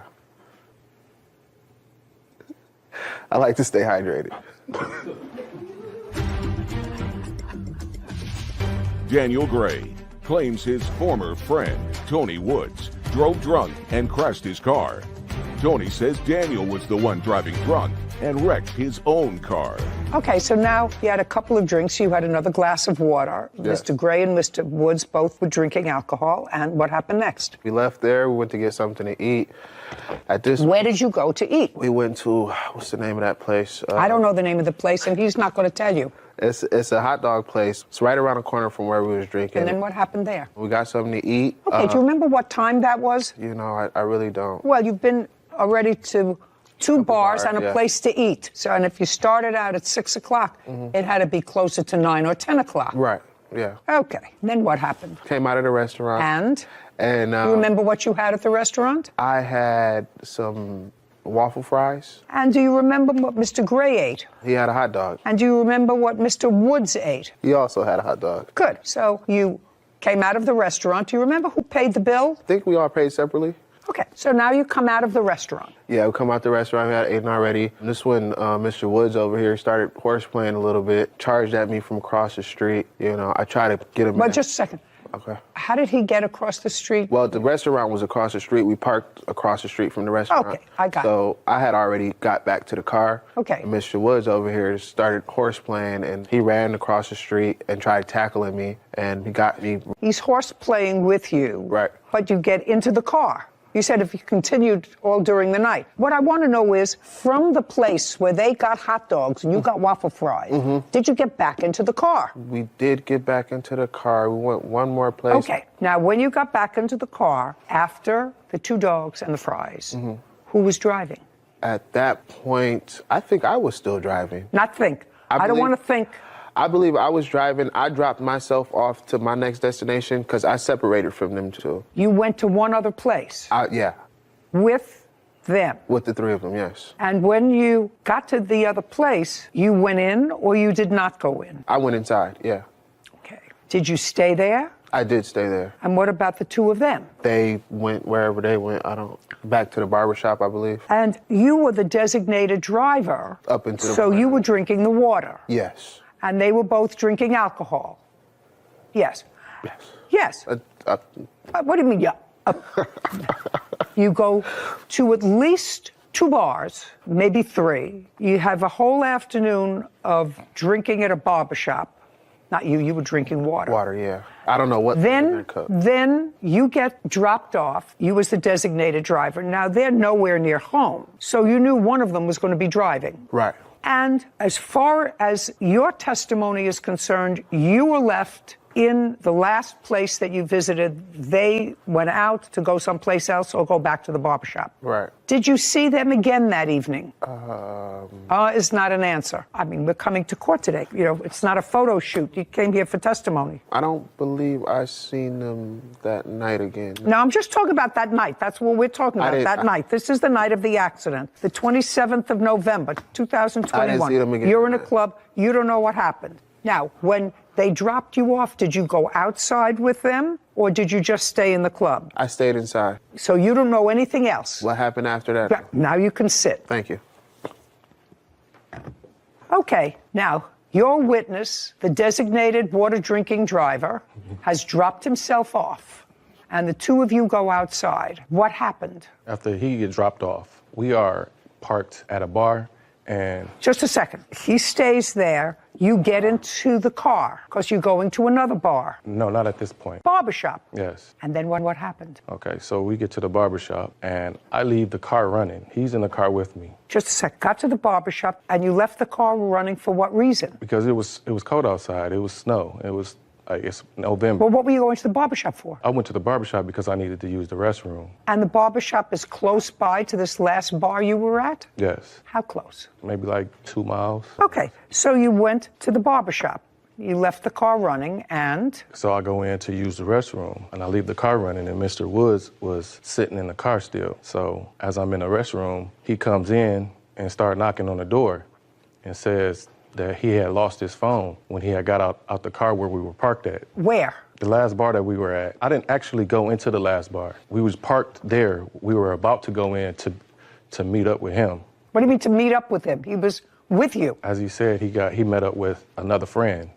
He didn't tell me that. He said you just dropped him off at the other bar and you weren't going in, just he was going in. You dropped him off. That's what he said. No, he went in. I understand he went in. All right, I never went in the last bar. Okay, you didn't go, and neither did he. Yeah. Well, I'm asking you. He said, I lost my phone someplace. No, where we were parked at, he got out the car for a second. I never got out the car. He got out the car for a second. And at what was he doing when he got out of the car for a second? He thought we were about to go in, but I told him that I needed to use the restroom. So he got back in the car. But at some point when he got out the car, he dropped his phone. So I told him I needed to use the restroom, so I go to my shop to use the restroom. I park the car. Got it. I get out. I leave the car running. I go in, use the restroom. He comes in, knocks on the door, telling me that, hey, yo, I lost my phone. Can I drive the car? Let me go pick it up real quick. And I tell him no. Like, just wait, I'll be out in a second. So he leaves. I hear the door open and close. I'm thinking that he's just going to sit back in the car. So when I come out of the restroom, my car is gone. I call him, and he's not answering the phone. So I keep calling. And then the next, 10 minutes later, he answers the phone. So I knew he went to go get his phone. He found his phone? Yes, and I'm furious at this point because he just left me in my At the barbershop? Yeah. I just crashed your car. I'm sorry, bro. Mm-hmm. And I had to walk all the way to the accident scene, to the car where he crashed my car at. Now, you have an accident report? No, I don't have an accident report. Why? Because we never called the police. That's because probably a good idea. He wasn't involved with another car. He just hit a pole. I understand that. That's still an accident report. The only reason you don't call the police is because both of you were drinking. Well, I wasn't driving the car at that time. When you were driving the car to the barbershop, right? Yes. From the last bar where you dropped Mohammed off, you were driving. Yes, I was not drunk, though, Yana. If you're not drinking, it's sort of an interesting thing. Everybody's definition of drunk is different. Your friend Mohammed said that he was the designated driver, so he was just drinking water. That's what he said. That's what Mohammed. Which suggests to me that we had a full day of drinking, starting at the barbershop, watching the game, from the game to 2 or 3 bars, then for a bite to eat. No, I wasn't drinking at the barbershop. I didn't start drinking until we got to the first bar. Okay, so now you started to drink at 6 o'clock. Now it's 10 o'clock, and you've been drinking from one place to another. I'm just saying you got behind the wheel of the car and you had been drinking. Now, did you hit a pole? No, Your Honor. Okay, now you tell me your version of the events. Daniel Gray has accused his former friend, Tony Woods, of driving drunk and wrecking his car. Okay, now you tell me your version of the events. Okay, first off, I ain't eat no hot dog. So I never. You didn't what? I never had a hot dog. Never ate Okay, hot dog. strike the hot dog. No hot dog. Whitney, It's true. he denies the hot I dog. didn't eat a hot dog either. Yeah, okay. Okay. Denies the hot dog. Okay, so for what happened after they got in the car, first, they were very drunk. Just a second. You don't have to tell me. All three of you were drunk. I wasn't drunk yet. Okay. By the time the car got trashed, you were drunk. Let me tell you what I believe. Okay. So that you can pick it up from there. Okay. I believe that Mohammed was dropped off at the last bar. So there came a time at the end of the evening when it was just the two of you.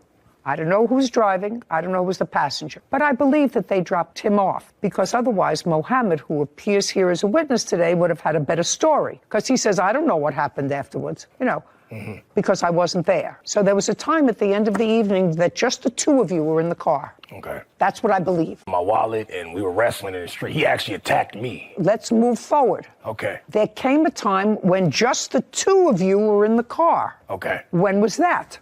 Well, we were sitting in front of a bar that we were about to go to. I got out the car, and I dropped my phone. At that time, I asked him to take me back to get No. You dropped your phone. And you didn't know you dropped your phone because if you knew you dropped your phone, you would have picked it up. Right, correct. Right. So then you got back into the car. Driver's seat or passenger seat? I was in the passenger seat. And Mr. Gray was driving? Yes.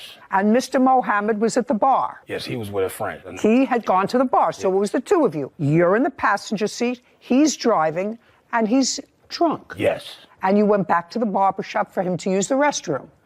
Just follow, because there was a time when you wanted to go back to look for your dropped phone. Do you understand? Correct. Now, he goes back to the barbershop. How long was he in the restroom before you realized that you had dropped your phone? About 5 minutes. And you realized that you had dropped your phone because you tried to make a call while you were waiting for him. Correct. And it was snow on the ground, correct. It was snowing and he didn't have a frankfurter.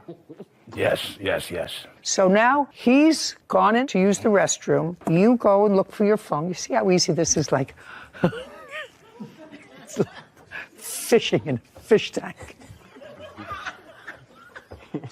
You went inside, and what did you do when you went inside when you realized that you had lost your phone? I told him, let's go get my phone, and he drove us and went and got the phone. Okay, so he came out of the restroom. You got back into the passenger seat of the car. Correct. And he got into the driver's seat of the car. Correct. And what happened? Then we called Mohammed to try to meet back up with him after we got my phone. And then... No. Step. Slowly he turned. Step by step. Inch by inch.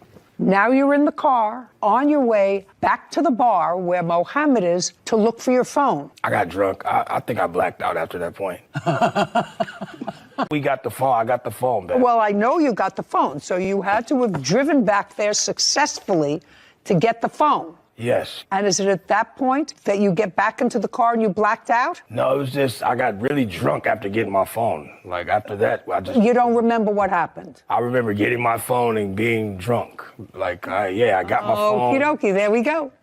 Okay, you were all drunk. As a matter of fact, I have zero sympathy for any of you getting behind the wheel of a car. Okay, the car was damaged. Yes, I have. And so what you want me to believe, that you blame him, and I could understand that because I don't know how drunk you actually were, whether or not you blame him for your wrecked car because you were driving the car back to find his phone, and it wouldn't have been in that problem had he not dropped his phone out of the car, or whether he was actually driving the car drunk. It's actually irrelevant to me. You were both driving drunk. You have a bill to fix the car? Yes, I do. I'd like to see it.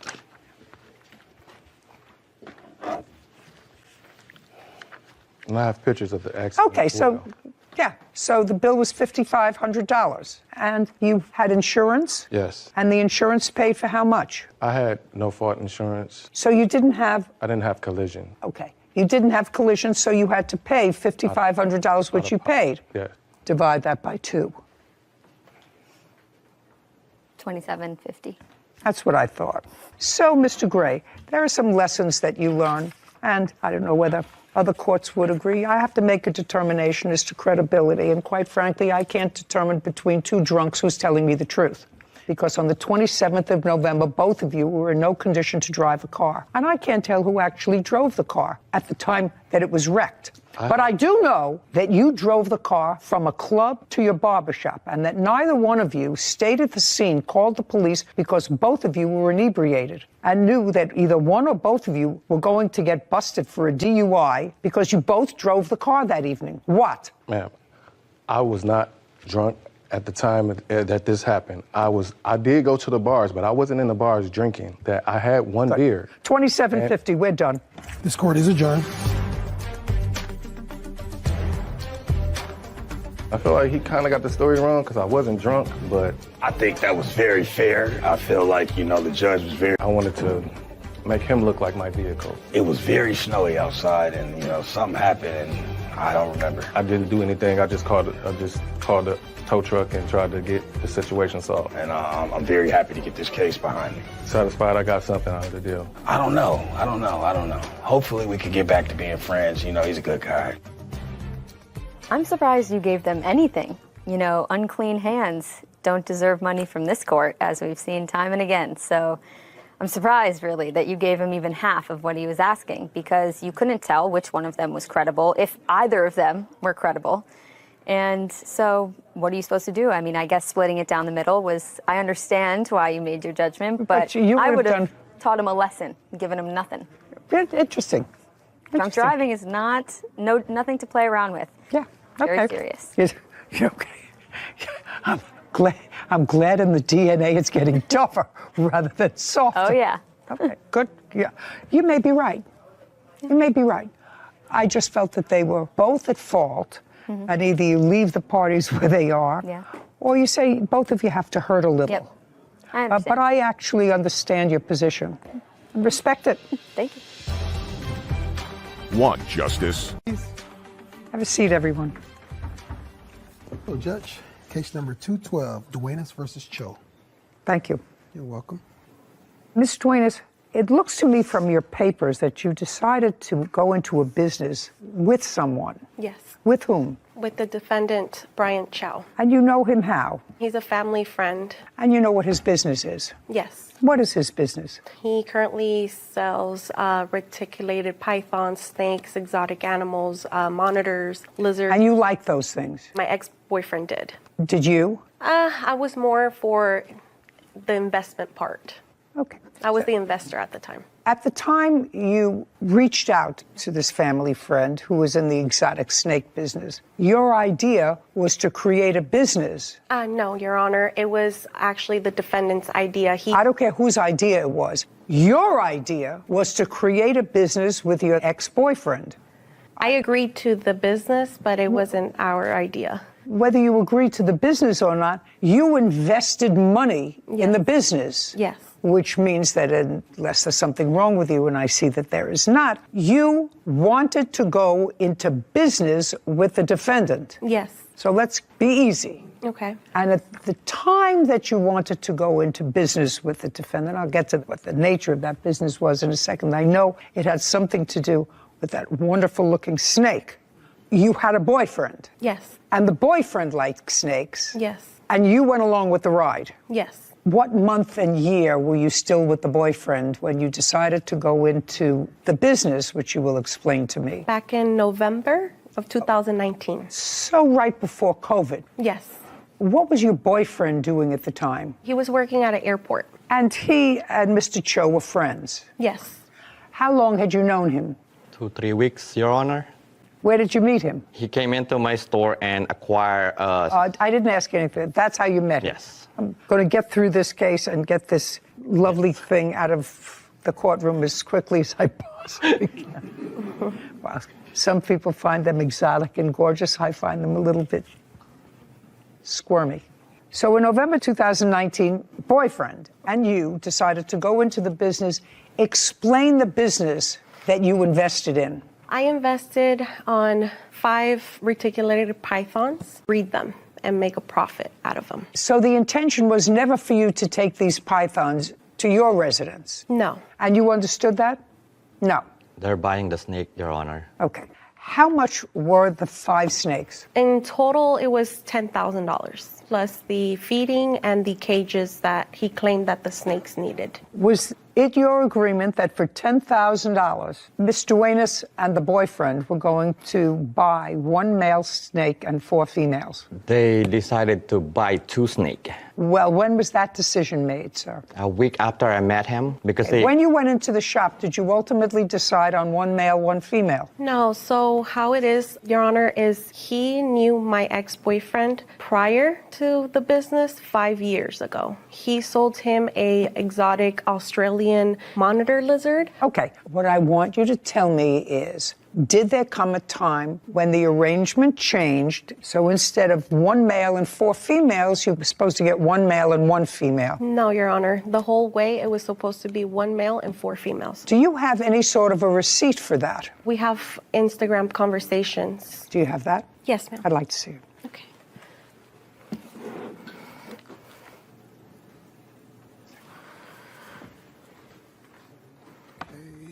Right here.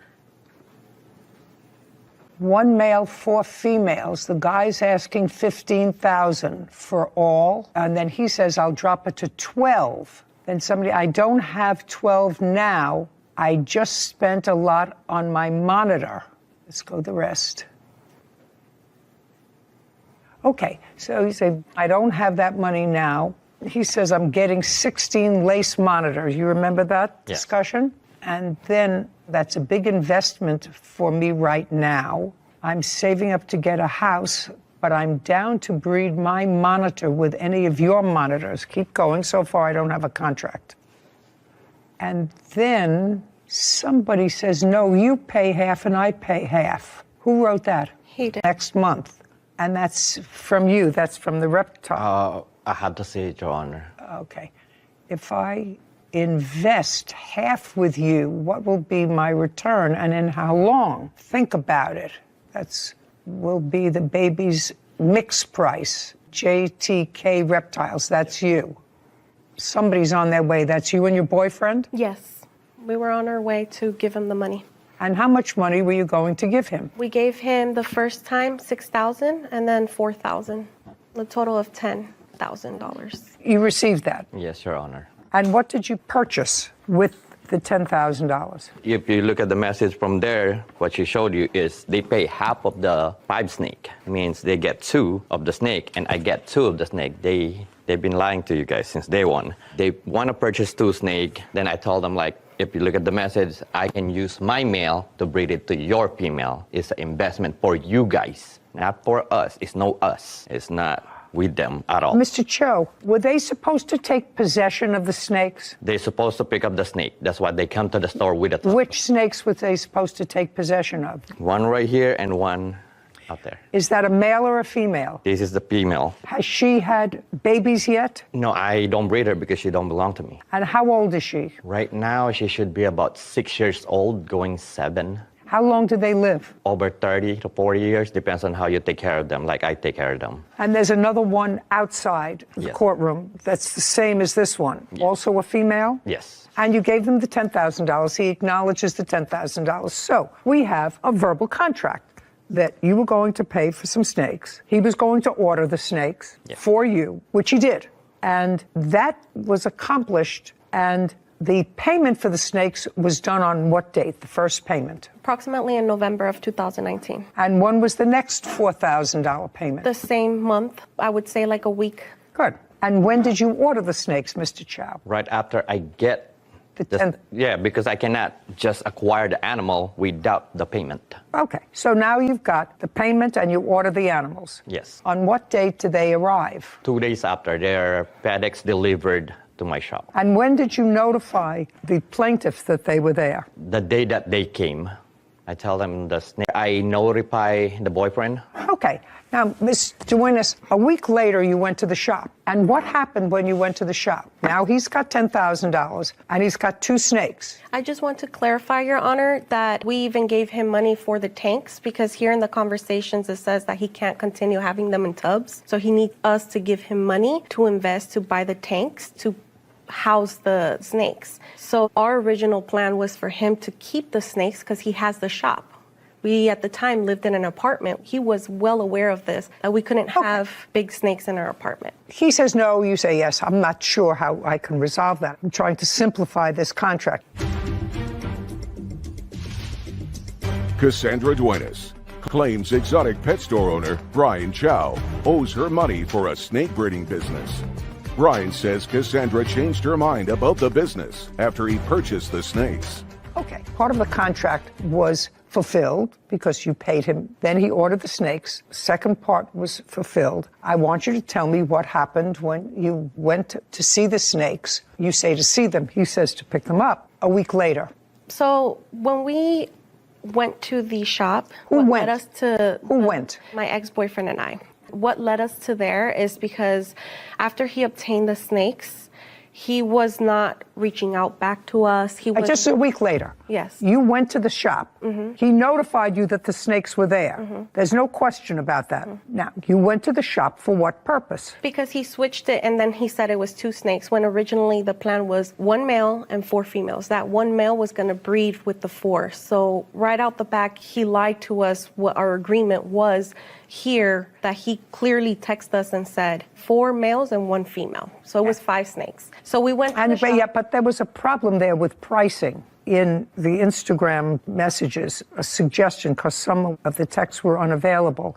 He said originally they were $15,000. And then there was some discussion of $12,000. And then there was some discussion of $6,000. He says he'll pay half and you pay half. And supposed to give them the snakes. Why would you pay half? Then they get the 2 of the snake, and I get the 2 of the other snake. It's 5 of them. And the one that we're gonna pretty much, they can have it if they want it, or I can use it when I need it. You mean the male? Yes. So that was the business. Anyway, you went there, and what happened? So I went in recording. My ex-boyfriend told me, hey, record. Don't tell me what your ex-boyfriend told you. Okay. Just tell me you went in and what happened. We went in there and we asked him, hey, we agreed on 5 snakes. Now you switched up and you said now it's 2 snakes. First you told us it was 15,000, then 12,000. You were playing games with us the whole time. And at this point, after a week later that he said that he got the snakes, then he told us it was 2 snakes. At that point, we were upset because we had planned and we had counted with 5 snakes. That's why we gave him that ridiculous amount of money.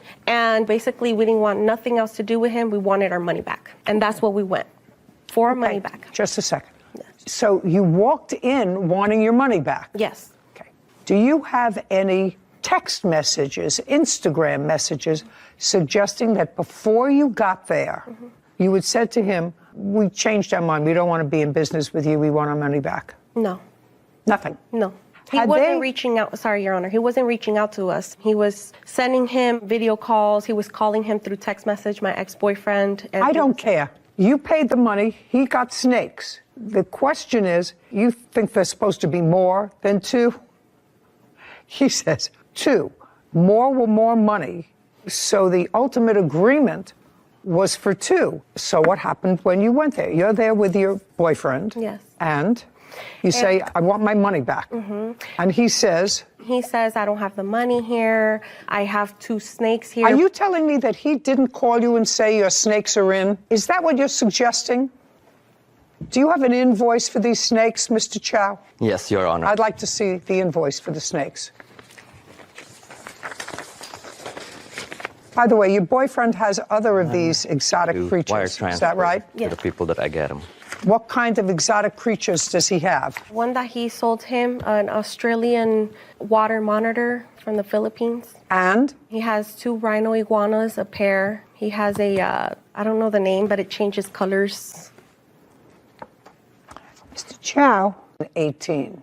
And those are for the lace monitor that Are these lace monitors? Yes. Sorry, Your Honor, these are not lace monitors. These are reticulated pythons. These are not monitors. Monitors are lizards. These are snakes. Lace monitor bell face. Yes, Your Honor. Well, that's not that. No, Your Honor. Well, these are useless. Yes, but that's connected to the rest of what they did. What does it have to do with these 2 snakes? What I want to see is when you purchased these 2 snakes. Yeah, I don't have it, Your Honor. Well, get it. What do you mean you don't have it? I left it at home. I'm so sorry. Well, what'd you bring these for? Those are the time that they both got arrested when they went to my shop. Yeah, but you now have those back, right? Yes. You have those back. So if you had to take documents, why didn't you take the documents for the snakes in question?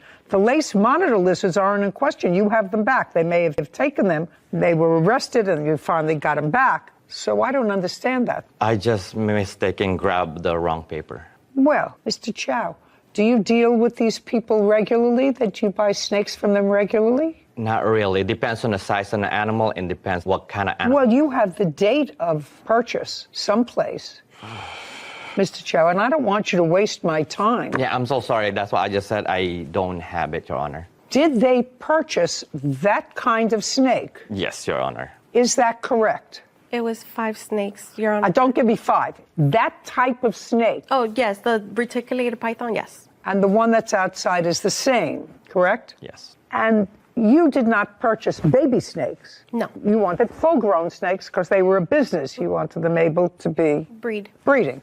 Okay. Should have brought the paperwork. And you went in there that day in November because you had changed your mind. Yes, and on top, yes. Because you had changed your mind. Yes. That's the answer. You had changed your mind. You can give me a whole bunch of excuses, and you told him you changed your mind, you want your money back. And he said no, because I ordered the snakes, and I got them in, and they're yours. Contract is completed. I'm merely holding your property. And then there was a kerfuffle. Pay for them. No, that's not your business.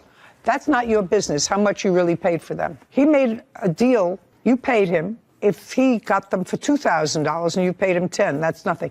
The kerfuffle, let's draw this down to its most simple English. Mm-hmm. You wanted your money back and you wanted to cancel this contract. Yes, it's just when we arrived, those weren't the snakes that we ordered. These were the breed of it, is the ones that he was putting here on Instagram, which I have, which is not those. So we ordered something and we got something else. So is what you're telling me, you went there to pick up your, because now it's changed. You went there to pick up your snakes. Mm-hmm. When you got there, they turned out to be a different... It's breed. It's like the... Pythons, right? Yes. Mm-hmm.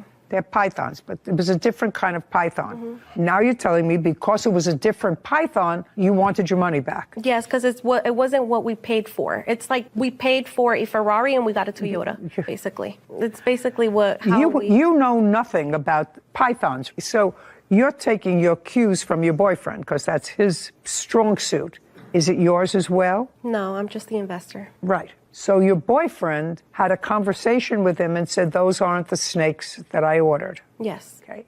And I want my money back. Yes. And you said you recorded all this. Yes. I'd like to see it. Exotic pet store owner Brian Chow of wrongfully keeping money for a snake breeding business. Brian says he fulfilled their agreements and claims Cassandra stole property from his store. And you said you recorded all this? Yes. I'd like to see it. Okay. You just press play. Which one? Oh, right here. And then you press that. This one? Yes. Okay. Ready? Mm-hmm. You guys just want to do the money back? Yeah.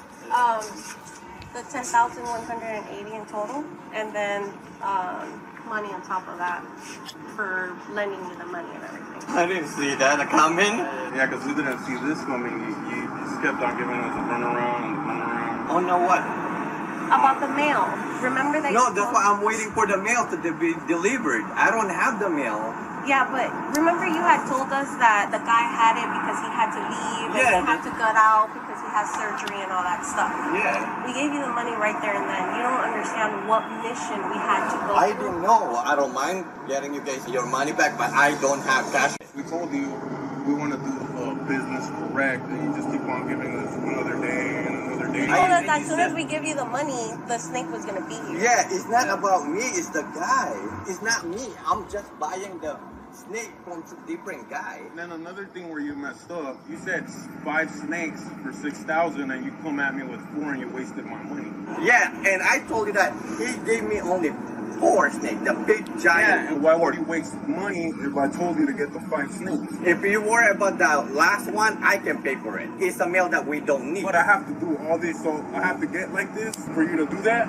No, bro. How can I trust you now? Bro, the 4 snake is right here. I'm gonna go get something. What's wrong with you, bro? I'm just asking you. Let's talk. No, we're not gonna talk. I told you don't with me. I don't talk with you, bro.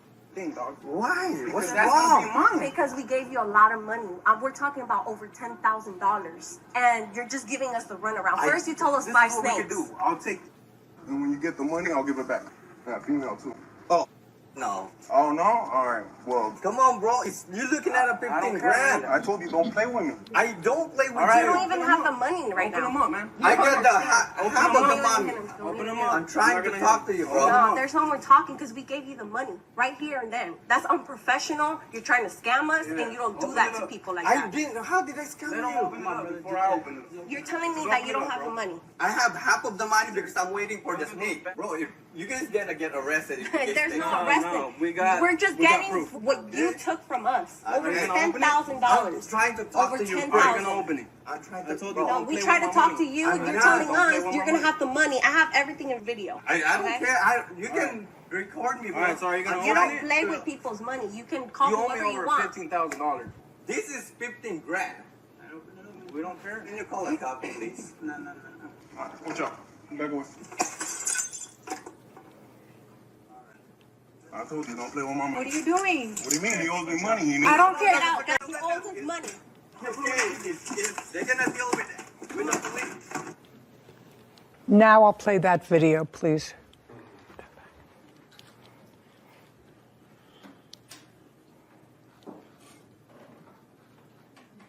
That's your boyfriend breaking into the... Yes. Yes. And when he broke the glass and took out whatever lizards he took out with him, where did he take them? You were still with him? Yes, he put it in a bin. And is that you carrying them out? Yes, and that's the reason why I was charged with the robbery, just because I walked out with the item. That's all right. That's fine. That's a co-conspirator. Ultimately, the lizards that you took were returned to you. Yes, Your Honor. And it seems, Mr. Chow, at the beginning of this case, I must acknowledge to you that I was sympathetic to your position, that they had ordered snakes. You ordered them, you got them, Yes, Your Honor. and then the contract is completed. Uncross your arms.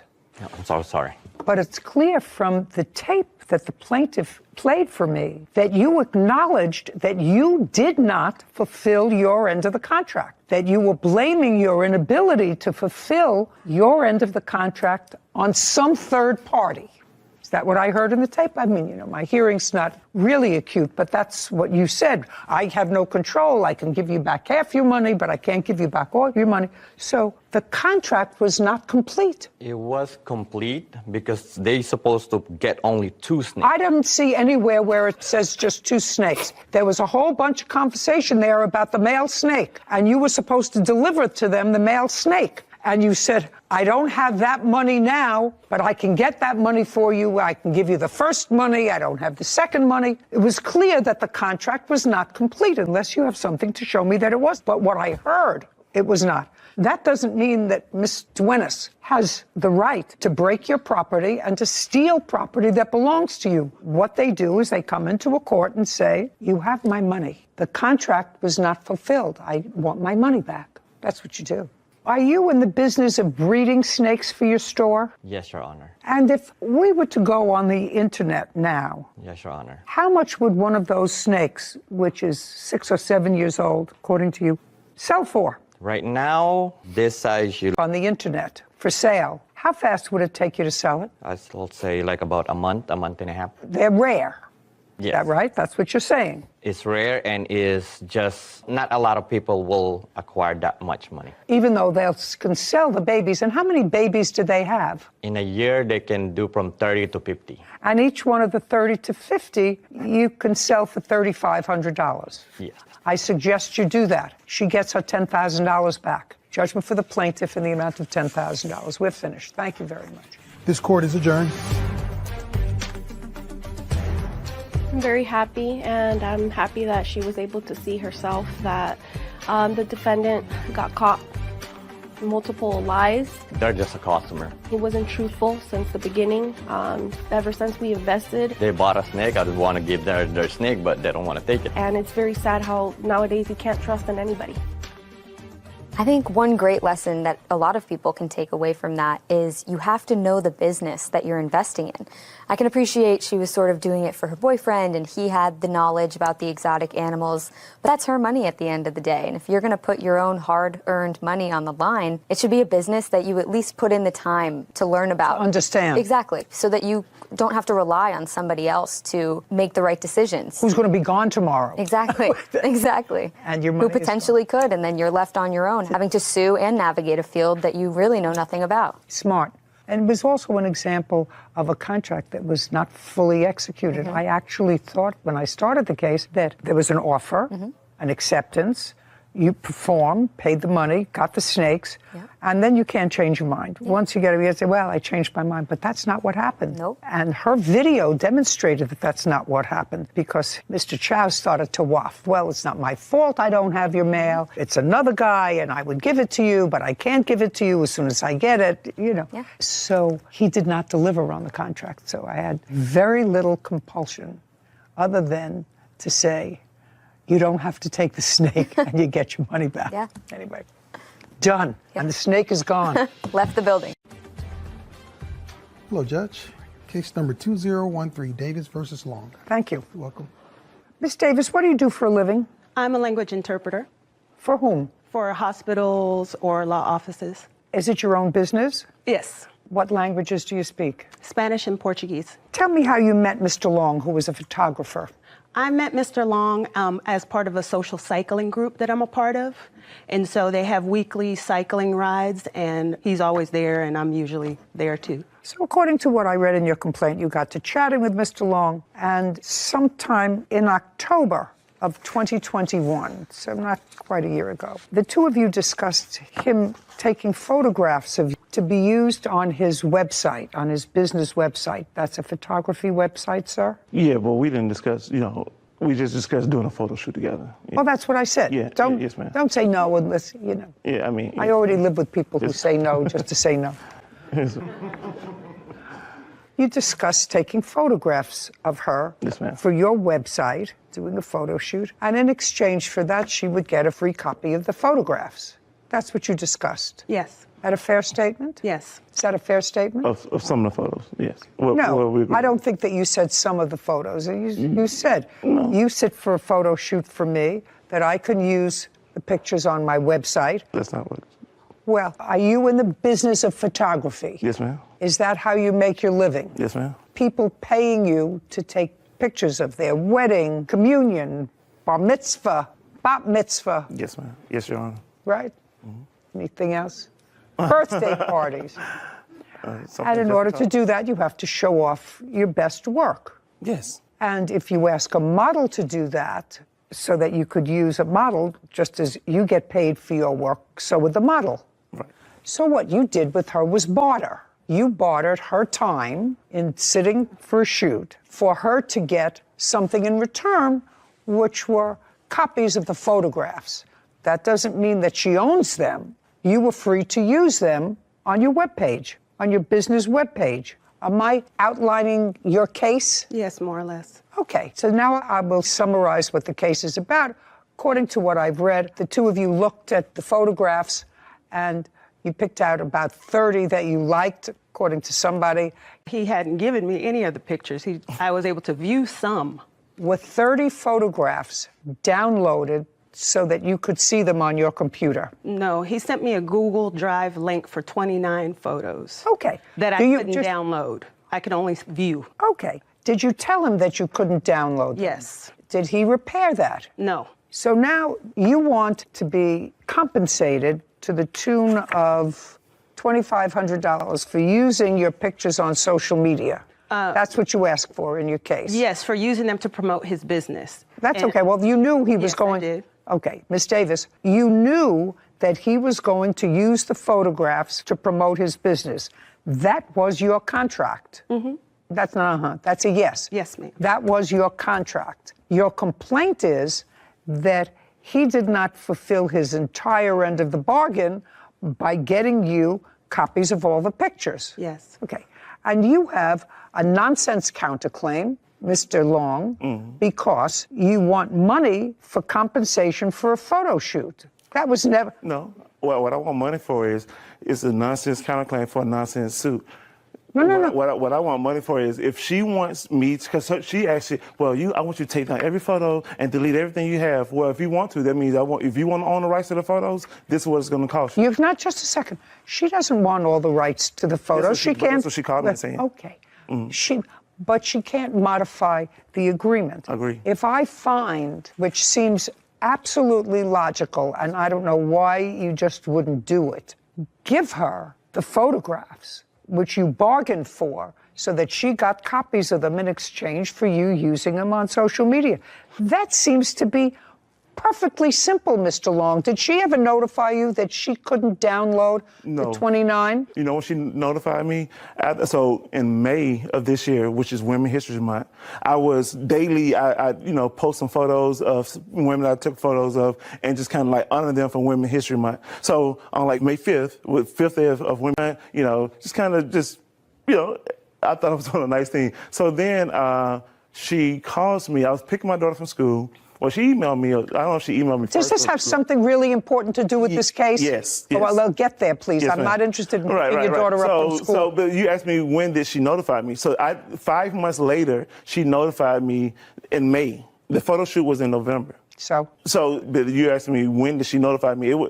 She told me this right as all of this, as she wanted to start an argument. Mr. Long, Yes, you ma'am. can talk from today till tomorrow.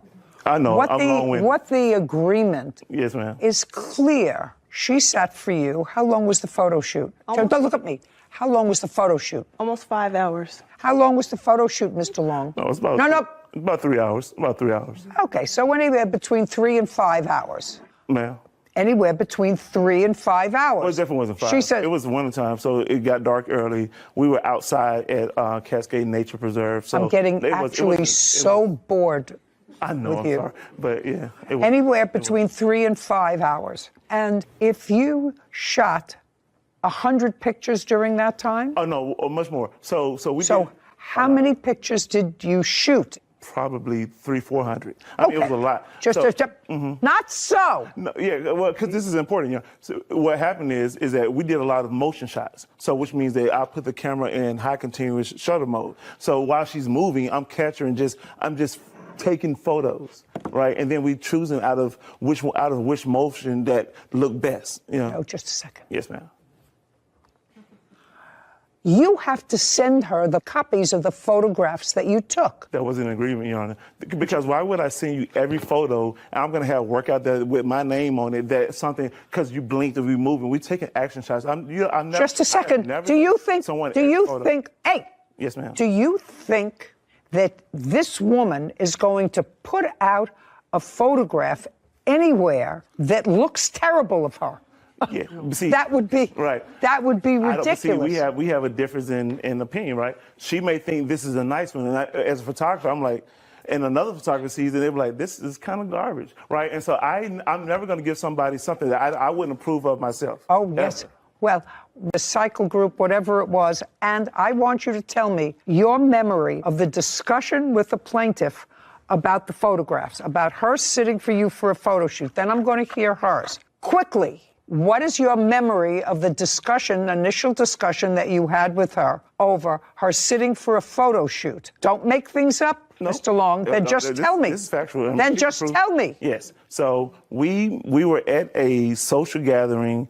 It was a holiday party for one of the groups that we are part of, right? So we were at this bar called Handlebar in Atlanta, and we were talking, and I was doing some shooting inside of the party, right? And she says, hey, we ought to shoot together sometime. That's not true. Just a second. Yes, You're going to have a chance. Don't interrupt him. Just keep going. And you understand, I know the difference between rain and someone peeing on my leg. Right. I just know the difference. I'd never pee on Okay. Let's move on. Right. And so we were at So you were at a party. Hey, you're taking pictures. And she said to you, hey, Come on, let's go. Yes. Hey, we should do a shoot together sometime. Okay. And I was like, that would be cool. Okay. Right? And then so she reached out to me. So the Braves won the World Series last year. She reached out to me a little before the Braves won the World Series and said, hey, you know, would this day be good? And I was like, well, it's going to be kind of cold. This is going to be going on. So the day that the World Series parade was, which was November 3rd. Right, November 3rd is the day that we shot because after the Braves, I went and met her. Just a second. Do you have any idea how disinterested I am in these facts? I know, but okay. That's just Mr. Long, Yeah. Before she got there, you had an arrangement, and if you can't tell it to me in a cogent way, I'm going to ask her, and I'm going to believe her. Do you understand? I do. Princess Davis claims photographer Tavares Long broke their photo shoot agreement. Tavares is countersuing, saying Princess owes him for the rights to the pictures. Okay, you're at a bar, Yes. you're taking some pictures. Yes. You're taking some pictures. She comes over to you. She said, how about a photo shoot? You say, fine. Yes. I'm looking for your version of just tell me the contract that you had with her. There had to be a contract. Well, other than us verbally, there was no written contract. That doesn't have to be a written so you want contract. just what we verbally said? Yes. So then after that, we agreed to meet up, right? And then once we finished shooting, because we never discussed how many photos were going to be sent, right? Until we actually looked at the photos together, Your Honor. We looked at the photos. She said, "Oh no, I don't like this one because there's something." Just a second. You looked at the photos on the date of the shoot? No. Well, she looked at some of them on the camera, but not every photo on the camera. But when did you look? Oh, I sent it to her on November 6th. I emailed her. So November 3rd is when we shot. November 6th is when I sent her the photos. How many did you send her? 29. Okay, but you didn't send her all of them. No, because that wasn't an agreement. Well, I didn't hear the agreement. I didn't hear anything about an agreement. We didn't have a specific number. I didn't hear anything about an agreement. That wasn't okay, good. Now you have to be quiet. Yes, ma'am. Now tell me your version. Make sure that I get exactly the case. Okay. On October 15th, we were both at a holiday event from one of our social groups, and he actually came up to me. And he was like, "You're beautiful. I would love to shoot you. I'm trying to build up my photography practice." And I was like, "Okay, what do you want to do? Like a, barter thing where I get a copy of all the pictures and you can use them to promote." And he was like, "Yeah." He was like, "We can talk about it this week." Oh, so what he said to us, "Yeah, we can talk about it this week." Mm-hmm. No, and we had another phone call. Keep going. To solidify that I would get a copy. No. Don't say solidify. Solidify is a conclusion. Okay. What I want you to tell me is after that meeting, you had another conversation. Yes. Did you call him or did he call you? I called him. Yes. And I said, "Okay, so I know you had talked about the shoot. Like, what were you interested in doing? I know you talked about the barter." And he was like, "Yeah, I'm building up my practice. I would love to shoot you." And I asked him, I said, "Okay, so I'm going to get a copy of all the pictures, right?" "Yeah, you'll get a copy of all the pictures." God. I asked him then, I said, "Do you have a makeup artist?" Because I've done this agreement before with other photographers. and I it would was a pretty like you to be standard quiet. agreement. Hey. Okay. I would like you to be quiet. I will. This is a pretty standard agreement with No. photographers and Listen, model. listen. Okay, I'll go back to it. I'm not interested in that or the Atlanta Braves. Yes. So basically what it was is I would get a copy of all the pictures, Just and he to said see, yes. keep saying it again. I heard you the first time that you would sit and you would get a copy of the pictures. Yes. And he said, yeah. Yes. As I can imagine him saying to you. Yeah, but Okay. I didn't. You get an A for annoying, which is not where you want to be here. It's not. Because this is really a very, very simple situation. Yes. Really simple. Of the pictures that you took of her, be very careful because she has it. Of the pictures, the 29 pictures that you sent to her, did those 29 pictures contain all of the pictures that you ever put up on your website? Or did you use any of the other pictures that you took from the photo shoot on your website? Do you understand my question, Mr. Long? I do. Did you use any photos other than the 29? That's either a yes or a no. She told me yes, there's one. Just a second. She told me. That's what she told me. Well, Mr. Long, yeah. not she told me.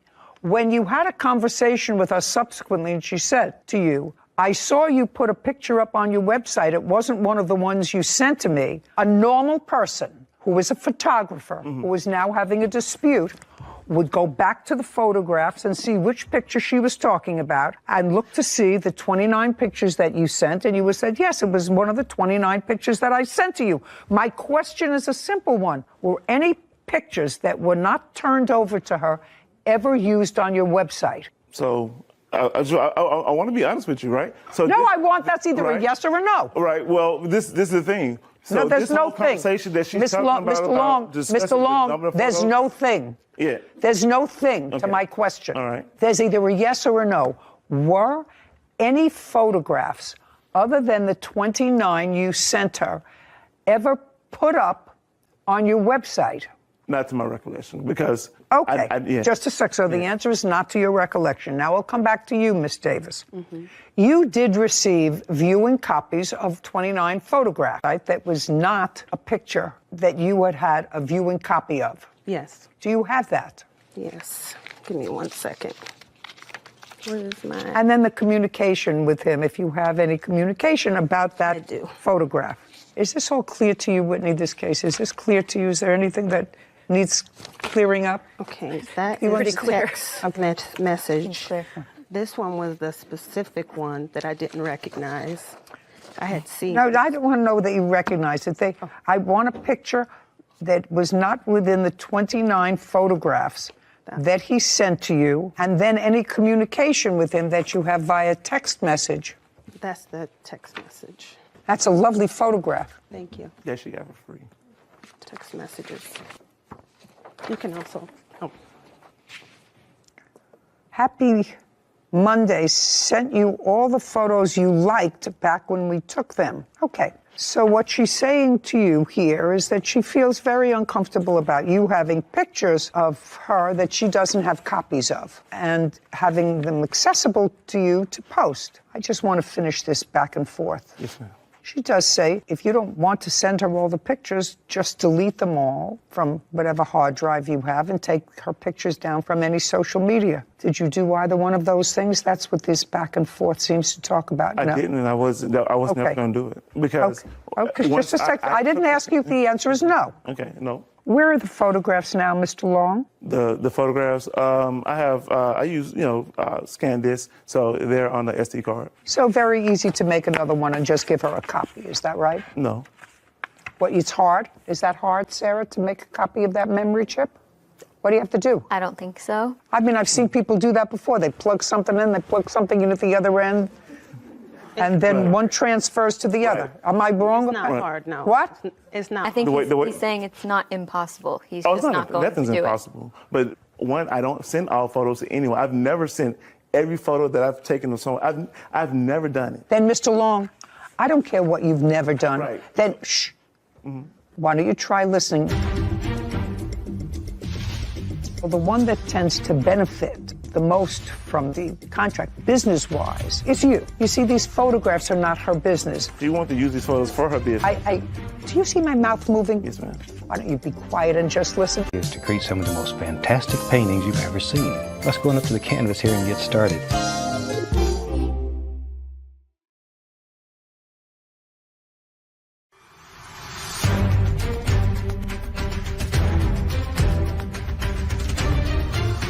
Princess Davis has accused photographer Tavares Long of withholding photos from their photo shoots. Tavares says he can keep the photos he chooses because he owns them.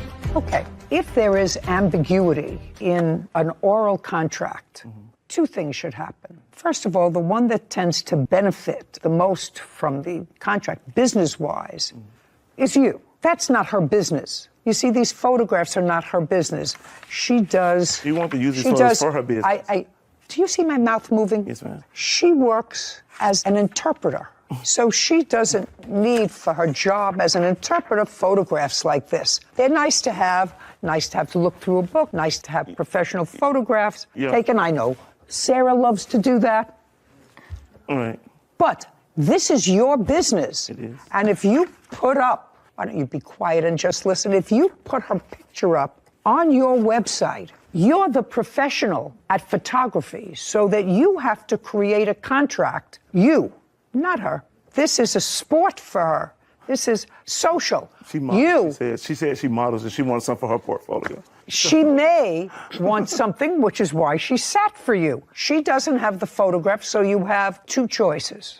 Either you give her a copy of that drive that you have, you still own the pictures. Anytime that she wants to use the pictures, you have to get credit for the pictures. I'm never going to give somebody every photo because I don't want any work out there that is not standard for my business to be out there and somebody post it. We took action shots. I'm not giving you shots and you blinking. Mr. Long,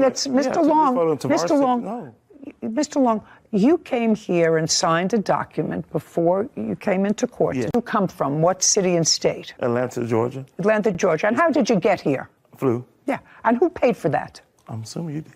Right. And when you got here, you stayed in a hotel. And I assume you want to go home to Atlanta. I do. Eventually. How long? You gonna... No, I assume. And when you came here, sir, you also got a fee, an appearance fee. Is that correct? Correct. And how much did you get as an appearance fee for trying your case before me? I can disclose that. What, disclose it? I'm asking you a question. You're under oath. I thought you wasn't supposed No, to listen to me. Don't look at her. Okay. Listen to me. All right. How much of an appearance fee are you being paid to have your case tried before me? $300. $300. And you'd like that $300? I mean, yeah. What? Yes, I would. Man. So this is what I'm telling you. I'm holding your $300 until she gets a copy of the hard drive with the photographs on it. Okay. So if you don't give it to her, it's going to cost you at least $300. You're just lucky I'm not taking your airline ticket as well. Yes, When a contract that is verbal is interpreted, because there may or may not be a meeting of the minds in a verbal contract, but it seems to me that you were, and you're the business professional, so you're loosey-goosey. Use it for me, and I want to use it for my website. Can I get copies of the photos? Yes, I can get copies. Yeah, you can get copies of the photo. Then you sent her copies of the photos, and then you took down the site. It's not my fault that you didn't do anything. So this is my judgment. She gets copies of the photo shoot that was conducted in November of 2021. She gets copies of those photographs. Anytime she wants to use any of those photographs for anything, any publicity, it has to have your name on it. So send it to her, who the photographer was, and you have to get credit for it. You own the photographs. They are your photographs, but she gets copies of them because I cannot ascertain, other than listening to you, I can actually hear you saying, sure, you're going to get copies, and then you selected the ones that you wanted to select. Anyway, that's my judgment. You get copies, your counterclaims dismissed. We're finished. Thank you very much. This court is adjourned. I don't agree with it. I'm glad that it's over. No photographer is ever going to send somebody 100% of any photo that they took. It's who I do business with. I mean, it's just like the judge said, why would I put a bad photo of myself in public? What they may believe is good may not be what I believe is good. It makes no sense. He's just a total liar. I thought I was doing something for a friend and for free. We weren't really friends. We were like social. Like, he's inflating that. Now that don't matter if it's free or not, I do put it in writing. Just go to a different photographer. Don't you waste your time. I think we have a difference of opinion on that one. Okay. My roommate from college is a professional photographer who has done sort of a similar arrangement with me, and I've learned a lot from her about the ins and outs of the photography business. And I know that a big problem for photographers is they don't want the raw, unedited, like the defendant was explaining, photos of out of, say, 400 or 500 out in the world if they haven't put their photographer edit or touch on it yet, which I can understand if that's their business. So if I were ruling, I would have maybe, it's hard to split the baby in half per se, but said 50 photos out of, she only received the 29. So maybe if he had edited up to his standards, 50 of the photos and delivered her downloadable versions, but I understand that's sort of rewriting history from a loosey-goosey type. Well, it's rewriting arrangement. A contract. It is, and I actually see your point, but that would have required a lot of work for him. Yeah, but he is the businessman. He should have had the contract to begin with. Well, and if you're going to be making statements to someone that you're going to give them all the photos, even though that's against what I know to be standard practice, then you're sort of out of luck. Then you're going to have unedited photos with your name attached to them. And as a photographer, you should really have more contracts in place for situations like this. With a clear understanding by both parties. Yeah, that's his business, and he really wanted to use them for business.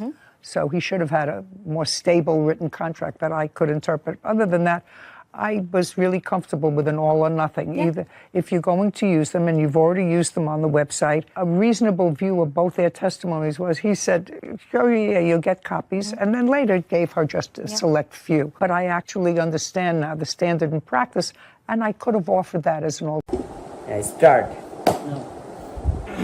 আজকে আমরা carrom খেলবো দেখি জুনাইদের সাথে চুমকি মেরে দিবুড়ি মেম্বারের পোলা চুমকি মেরে দিল রে মেম্বারের পোলা ওই যে এত দেব না এটা রিয়েল না কম্পিউটার ম্যান সেই না ফেলে তেমনি ঢুকাইতে হয় হ্যাঁ উল্টা পাল্টা আওয়াজ দাও মিয়া এমনি ঢুকাইতে হয় এমনি ঢুকানো তো পার না খেলে আন্দাজে মিয়া ভুলে গেছে গেছে তো যেমনি ভুলে আর যেমনি যায় গেছে তো এটা যায় আসলে আমি তো ক্লিয়ার করে দেবো নাকি দাও ক্লিয়ার করে দাও নগদে 5,000 ক্লিয়ার করবো আর নগদে 5,000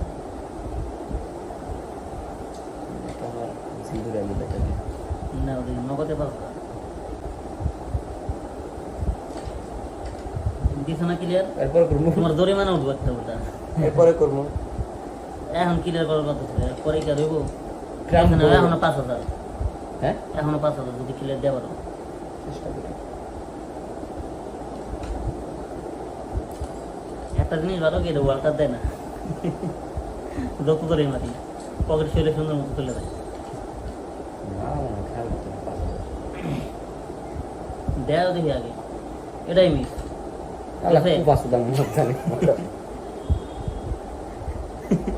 কি মিস গেছে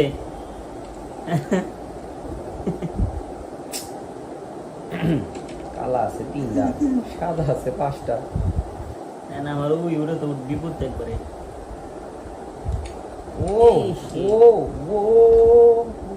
লাগলে কামার কামাইছে গাঞ্জা গাঞ্জা গাঞ্জা গাঞ্জা আমার একবার ধরাই দিছে ব্যাপার না এটা পকেটে দেখছো এই দিল মিয়া মনে করো খেলা খালি